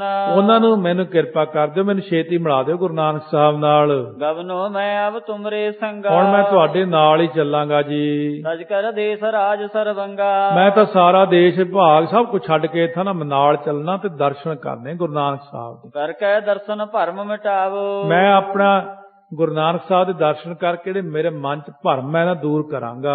ਲੈ ਉਪਦੇਸ਼ ਪਰਮ ਪਦ ਪਾਵੋ। ਮੈਂ ਉਪਦੇਸ਼ ਲੈ ਕੇ ਪਰਮ ਪਦਵੀ ਦੀ ਪ੍ਰਾਪਤੀ ਕਰਾਂਗਾ। ਜਿਨਕੇ ਬਚਨ ਚੁਭੇ ਮਨ ਮੇਰੇ, ਜਿਨ੍ਹਾਂ ਦੀ ਬਾਣੀ ਰੂਪ ਤੀਰ ਮੇਰੇ ਮਨ 'ਚ ਜਾ ਕੇ ਲੱਗੇ, ਤੇਰੇ ਕਹੇ ਹੋਏ ਵਾਕ ਮੇਰੇ ਮਨ 'ਚ ਖੁੱਭ ਗਏ ਨੇ। ਸ਼ਾਂਤ ਨਾ ਆਵਤ ਬਿਨ ਅਬ ਹੇਰੇ। ਹੁਣ ਮੇਰੇ ਮਨ ਨੂੰ ਨਹੀਂ ਸ਼ਾਂਤੀ ਆਉਂਦੀ ਜਦ ਤੱਕ ਦਰਸ਼ਨ ਨਹੀਂ ਕਰਦਾ। ਵੰਜ ਨਿਕਟ ਹੈ ਤੁਮਰੇ ਜੇਤੋ। ਆ ਤੇਰੇ ਕੋਲ ਜਿਹੜਾ ਸਮਾਨ ਹੈ ਨਾ ਵੇਚਣ ਵਾਲਾ, ਤੂੰ ਜਹਾਜ਼ ਭਰ ਕੇ ਲੈ ਕੇ ਆਇਆ ਹਾਂ। ਸੌਦਾ ਕਰੋ ਸਦਨ ਮਮ ਤੇਤੋ। ਆ ਬੋਲ ਕਿੰਨੇ ਪੈਸੇ ਲੈਣੇ ਆ ਇਹਦੇ, ਜਾਂ ਹੁਣੇ ਜਾ, ਤੇਰਾ ਸਮਾਨ ਮੈਂ ਖਰੀਦ ਲੈਣਾ ਸਾਰਾ। 1 2 ਲੱਖ ਹੋਣਾ, 5 ਲੱਖ ਜਿੰਨੇ ਦਾ ਸਮਾਨ ਹੈ ਆ ਲਿਆ, ਮੈਂ ਸਾਰਾ ਖਰੀਦ ਲੈਣਾ ਤੇਰਾ। ਗਮਨੋ ਪੁੰਨ ਬਿਲਮ ਲਗਾਵਹੁ। ਜਾ ਜਲਦੀ ਜਾ ਕੇ ਸੱਚੇ ਪਾਤਸ਼ਾਹ ਲੈ ਕੇ ਆ। ਜੈ ਸ੍ਰੀ ਨਾਨਕ ਤਹਾਂ ਪਹੁੰਚਾਵਹੁ। ਜਾਂ ਫਿਰ ਮੈਨੂੰ ਉੱਥੇ ਪਹੁੰਚਾ ਦੇ ਜਿੱਥੇ ਗੁਰੂ ਨਾਨਕ ਦੇਵ ਜੀ ਨੇ। ਜਗਿਓ ਪ੍ਰੇਮ ਭੂਤ ਬੜ ਭਾਗੇ। ਵੱਡਿਆਂ ਭਾਗਾਂ ਵਾਲੇ ਰਾਜੇ ਦੇ ਮਨ 'ਚ ਪਿਆਰ ਜਾਗ ਪਿਆ ਹੈ। ਇਕ ਮਨ ਸੁਖ ਬੋਲੋ ਅਨਰਾਗੇ। ਦੇਖ ਕਰਕੇ ਮਨ ਸੁਖ ਪਿਆਰਾ ਬੋਲਿਆ। ਅਸ ਪ੍ਰਕਾਰ ਨਹਿ ਕਰੋ ਰਜਾਨਾ। ਨਹੀਂ ਰਾਜਾ, ਇਸ ਤਰ੍ਹਾਂ ਨਹੀਂ ਕਰਨਾ, ਜਾਣਾ ਨਹੀਂ ਹੈ ਉੱਥੇ। ਤਜ ਕਰ ਦੇਸ ਨ ਬਨਹਿ ਪਿਆਨਾ। ਆ ਦੇਸ਼ ਛੱਡ ਕੇ ਨਹੀਂ ਜਾਈ, ਤੂੰ ਰਾਜਾ ਹੈ, ਪਰਜਾ ਸੰਭਾਲ ਆਪਣੀ। ਗੁਰੂ ਨਾਨਕ ਸਾਹਿਬ ਆਉਣਗੇ ਇੱਥੇ, ਤੂੰ ਕਿਉਂ ਜਾਣਾ? ਗੁਰੂ ਨਾਨਕ ਸਾਹਿਬ ਨੇ ਆਪੇ ਆ ਜਾਣਾ ਇੱਥੇ। ਜੇ ਤੁਮ ਚਲਹੁ ਸੰਗ ਤਹਿ ਦੇਸਾ। ਜੇ ਤੁਸੀਂ ਚੱਲੋਗੇ ਉਸ ਦੇਸ਼ ਨੂੰ, ਬਹੁਤ ਦਿਨ ਮੈਂ ਦਰਸਹਿ ਜਗਤੇਸਾ। ਤਾਂ ਬਹੁਤ ਦਿਨ ਲੱਗ ਜਾਣੇ। ਤੈਨੂੰ ਪਤਾ ਏ ਕਿੱਥੇ ਜਾ ਕੇ, ਜਿੱਥੇ ਗੁਰੂ ਨਾਨਕ ਸਾਹਿਬ ਰਹਿੰਦੇ ਨੇ, ਕੀ ਪਤਾ ਹੁਣ ਇਸ ਵਕਤ ਤੂੰ ਕਿੱਥੇ। ਹੁਣ ਮੈਨੂੰ ਹੁਣ ਕੀ ਪਤਾ, ਲੱਭਦਿਆਂ ਆਪਾਂ ਨੂੰ 2 4 6 ਮਹੀਨੇ ਲੱਗ ਜਾਣੇ ਉਹਨਾਂ ਨੂੰ। ਇਹਾਂ ਪ੍ਰੇਮ ਕਰ ਚਿੱਤ ਵਹਿ ਮਨ ਮੈਂ। ਹਾਂ, ਉਹਨਾਂ ਨੂੰ ਛੇਤੀ ਮਿਲਣ ਦਾ ਤਰੀਕਾ ਪਤਾ ਕੀ ਆ? ਇੱਥੇ ਬਹਿ ਕੇ ਕਰ ਧੰਨ ਗੁਰੂ ਨਾਨਕ, ਧੰਨ ਗੁਰੂ ਨਾਨਕ ਯਾਦ ਕਰ ਲਾ। ਐ ਖਿੱਚ ਪਾ ਦੇ ਪ੍ਰੇਮ ਦੀ, ਆਪੇ ਮਹਾਰਾਜ ਸੱਚੇ ਪਾਤਸ਼ਾਹ 15 ਦਿਨ ਮਹੀਨੇ 'ਚ ਇੱਥੇ ਆ ਜਾਣਾ। ਜੇ ਉਹਦਾ ਲੱਭਣ ਚੱਲੀਏ ਖਬਰੇ 6 ਮਹੀਨੇ ਲੱਗ ਜਾਣ ਉਹਨਾਂ ਨੂੰ। ਯਾਦ ਕਰ ਗੁਰੂ ਨਾਨਕ ਸਾਹਿਬ ਕਿਤੇ ਗਏ ਨਹੀਂ ਹੋਏ। ਦਰਸ਼ਨ ਦੇਖੈ ਥੋਰਨ ਦਿਨ ਮੈਂ। ਫਿਰ ਥੋੜਿਆਂ ਦਿਨਾਂ 'ਚ ਹੀ ਦਰਸ਼ਨ ਦੇ ਦੇਣੇ ਤੈਨੂੰ ਆ ਕੇ। ਸ੍ਰੀ ਨਾਨਕ ਜੀ ਅੰਤਰ ਜਾਮੀ। ਉਹ ਕੀ ਕਾਰਨ ਵੀ ਮੈਂ ਇੱਥੇ ਬਹਿ ਕੇ ਯਾਦ ਕਰੂੰਗਾ ਵੀ ਕਿਵੇਂ ਆ ਜਾਣਾ? ਕਹਿੰਦੇ ਉਹ ਅੰਤਰ ਜਾਮੀ ਨੇ। ਜਿੱਥੋਂ ਕੋਈ ਯਾਦ ਕਰਦਾ ਉਹ ਤਿੰਨਾਂ ਲੋਕਾਂ 'ਚ ਵਿਆਪਕ ਰੂਪ ਨੇ। ਉਹਨਾਂ ਨੂੰ ਉੱਥੇ ਪਤਾ ਲੱਗ ਜਾਂਦਾ ਮੈਨੂੰ ਕੋਈ ਯਾਦ ਕਰਦਾ ਹੈ। ਸਰਬ ਥਾਨ ਗਿਆਤਾ ਜਗ ਸਿਆਮੀ। ਜਗਤ ਦੇ ਸੁਆਮੀ ਮਾਲਕ ਗੁਰੂ ਨਾਨਕ ਦੇਵ ਜੀ ਸਾਰਿਆਂ ਥਾਵਾਂ ਦੀ ਗਿਆਤ ਆ ਉਹਨਾਂ ਦੇ ਅੰਦਰ। ਪੂਰਨ ਪ੍ਰੇਮ ਦੇਖ ਕਰ ਤੇਰਾ। ਤੇਰਾ ਪ੍ਰੇਮ ਦੇਖ ਕੇ ਨਾ ਜਿੱਦਾਂ ਤੂੰ ਅੱਖਾਂ 'ਚ ਅਥਰੂ ਲਿਆਂਦੇ ਬਰਾਗ ਹੋ ਗਿਆ ਤੈਨੂੰ। ਦਰਸ਼ਨ ਦੇਹ ਆਏ ਬਿਨ ਤੇਰਾ। ਬਸ ਬਿਨਾਂ ਦੇਰੀ ਤੋਂ ਸੱਚੇ ਪਾਤਸ਼ਾਹ ਨੇ ਆ ਕੇ ਤੈਨੂੰ ਦਰਸ਼ਨ ਦੇ ਦੇਣੇ ਆ। ਕਹਿਤ ਨਿਰਪਤਾ ਪਰਖੋਂ ਕਿਸ ਭਾਂਤੇ। ਰਾਜਾ ਕਹਿੰਦਾ ਮੈਂ ਫਿਰ ਕਿਵੇਂ ਪਰਖਾਂਗਾ ਜੇ ਮੇਰੇ ਕੋਲ ਆ ਕੇ ਤੂੰ ਤਾਂ ਚਲਿਆ ਜਾਣਾ। ਫਿਰ ਗੁਰੂ ਨਾਨਕ ਸਾਹਿਬ ਦਾ ਪਤਾ ਕਿਵੇਂ ਲੱਗੂ ਕੌਣ ਨੇ ਕਿੱਦਾਂ ਨੇ? ਮੁਝੇ ਬਤਾਵੋ ਗੋਤ ਸੁਜਾਤੇ। ਮੈਨੂੰ ਉਹਨਾਂ ਦਾ ਕੋਈ ਗੋਤ ਕੋਈ ਜਾਤੀ ਦੱਸ ਜਾ। ਕਿਸ ਪ੍ਰਕਾਰ ਕੋ ਵੇਖ ਸਰੀਰਾ। ਗੁਰੂ ਨਾਨਕ ਦੇਵ ਜੀ ਦੇ ਸਰੀਰ ਦੇ ਉੱਤੇ ਵੇਖ ਕਿਹੜਾ ਹੈ, ਭੇਖ ਕਿਹੜਾ, ਉਹ ਵੀ ਦੱਸ ਜਾ। ਕੌਣ ਨਗਰ ਰਹਿ ਗੁਨੀ ਗਹੀਰਾ। ਉਹ ਕਿਹੜੇ ਨਗਰ 'ਚ ਰਹਿੰਦੇ ਗੁਣਾਂ ਦੇ ਖਜ਼ਾਨੇ। ਸੁਨ ਮਨ ਸੁਖ ਨੈ ਬਚਨ ਉਚਾਰਾ। ਸੁਣ ਕੇ ਮਨ ਸੁਖ ਨੇ ਬਚਨ ਕਿਹਾ। ਜਿਨ ਕੋ ਪਰਖਨ ਦੁਸਤਰ ਭਾਰਾ। ਇਹ ਗੱਲ ਨਾ ਕਹਿ ਵੀ ਮੈਂ ਉਹਨਾਂ ਨੂੰ ਪਰਖ ਲੂੰਗਾ, ਉਹਨਾਂ ਨੂੰ ਪਰਖਣਾ ਬਹੁਤ ਔਖਾ ਹੈ। ਵੇਦੇ ਵੰਸ਼ ਖਤਰੇ ਜਾਤੇ। ਹਾਂ, ਇਹਨਾਂ ਦੱਸਦਾ ਬੇਦੀ ਵੰਸ਼ ਨੇ, ਉਹ ਖੱਤਰੀ ਜਾਤੀ ਹੈ। ਜਨਮਪੁਰੇ ਤਲਵੰਡੇ ਖਿਆਤੇ। ਛਾਤੀ ਤੋਂ ਪ੍ਰਗਟ ਹੀ ਤਲਵੰਡੀ ਨਗਰ ਵਿੱਚ ਉਹਨਾਂ ਦਾ ਅਵਤਾਰ ਹੋਇਆ ਹੈ। ਕਿਰਤ ਕਰੇ ਕਛਾ ਪੁਰ ਸੁਲਤਾਨਾ। ਉਹਨਾਂ ਨੇ ਕੁਛ ਕੁ ਪੁਰ ਸੁਲਤਾਨਪੁਰ ਸਾਹਿਬ 'ਚ ਰਹਿ ਕੇ ਕਿਰਤ ਕੀਤੀ ਮੋਦੀ ਦੀ। ਅਵਤਾਰ ਦੀਨੋ ਮੋਦੀ ਖਾਨਾ। ਹੁਣ ਉਹਨਾਂ ਨੇ ਮੋਦੀ ਖਾਨਾ ਛੱਡਤਾ ਹੈ। ਵੇਖ ਅਤੀਨ ਕਾ ਕਰ ਵੈਸੇ। ਉਹ ਤਾਂ ਹੁਣ ਤਿਆਗੀਆਂ ਵਾਲਾ ਵੇਖ ਬਣਾ ਕੇ ਬੈਠੇ ਨੇ। ਸਾਂਗ ਕਰਤ ਮਾਇਕ ਨਰ ਜੈਸੇ। ਪਰ ਸਵਾਂਗ ਇਉਂ ਕਰਦੇ ਨੇ ਜਿਵੇਂ ਮਾਇਆਵੀ ਬੰਦੇ ਕਰਦੇ ਨੇ। ਇਹ ਸਭ ਪਤੇ ਲੀਨ ਲਿਖ ਭੂਪਾ। ਇਹ ਰਾਜੇ ਨੇ ਸਾਰੀਆਂ ਨਿਸ਼ਾਨੀਆਂ ਲਿਖਦੀਆਂ ਮਹਾਰਾਜ ਦੀਆਂ। ਜੇ ਉਰ ਜਾਗਿਓ ਪ੍ਰੇਮ ਅਨੂਪਾ। ਜਿਹਦੇ ਮਨ 'ਚ ਬਹੁਤ ਪ੍ਰੇਮ ਜਾਗ ਪਿਆ। ਮਨ ਸੁਖ ਕਾ ਸੋਝੇ ਗੁਣ ਖਾਨੀ। ਉਸ ਵਕਤ ਮਨ ਸੁਖ ਨੂੰ ਬੁੱਝ ਆਈ ਇਹ ਗੱਲ ਗੁਣਾਂ ਦੀ ਖਾਣ। ਲਿਖੇ ਮਨੋਹਰ ਸ੍ਰੀ ਗੁਰਬਾਣੀ। ਉਸ ਵਕਤ ਇਹ ਗੱਲ ਸੁੱਝ ਆਈ ਕਿ ਮੈਂ ਤੈਨੂੰ ਬਾਣੀ ਲਿਖ ਕੇ ਦੇ ਦਿੰਦਾ, ਉਹਨਾਂ ਦੀ ਬਾਣੀ ਪੜ੍ਹੀ ਜਾਈ ਰੋਜ਼। ਰਹਿਓ ਜਿਤੇ ਦਿਨ ਨਗਰ ਮਝਾਰਾ। ਜਿੰਨੇ ਦਿਨ ਫਿਰ ਪਿੰਡ ਦੇ ਵਿੱਚ ਰਿਹਾ। ਨਿਤ ਨਰੇਸ਼ ਕਾ ਜਾਏ ਅਗਾਰਾ। ਉਸ ਵਕਤ ਰੋਜ਼ ਰਾਜੇ ਕੋਲ ਜਾਂਦਾ ਹੈ, ਘਰ ਉਹਦੇ। ਮਹਿਮਾ ਸ੍ਰੀ ਨਾਨਕ ਕੀ ਭਾਖੈ। ਗੁਰੂ ਨਾਨਕ ਦੇਵ ਜੀ ਦੀ ਸ਼ੁਰੂ ਤੋਂ ਲੈ ਕੇ ਮਹਿਮਾ ਸੁਣਾਈ। ਫਿਰ ਤਿਉ ਤਿਉ ਨਿਰਭਉ ਮਨ ਅਭਿਲਾਖੈ। ਤਿਉਂ ਤਿਉਂ ਰਾਜੇ ਦੇ ਮਨ ਦੇ ਅੰਦਰ ਫਿਰ ਅਭਿਲਾਖਾ ਪੈਦਾ ਹੋ ਜਾਂਦੀ ਦਰਸ਼ਨ ਕਰਨ ਦੀ। ਇਸ ਤਰ੍ਹਾਂ ਹਰ ਰੋਜ਼ ਉਹਦੇ ਘਰੇ ਜਾ ਕੇ ਸਤਸੰਗਤ ਕਰਦਾ ਹੈ, ਦੱਸਦਾ ਹੈ। ਅਭਿਲਾਖਾ ਪੈਦਾ ਹੋ ਗਈ ਦਰਸ਼ਨਾਂ ਦੀ।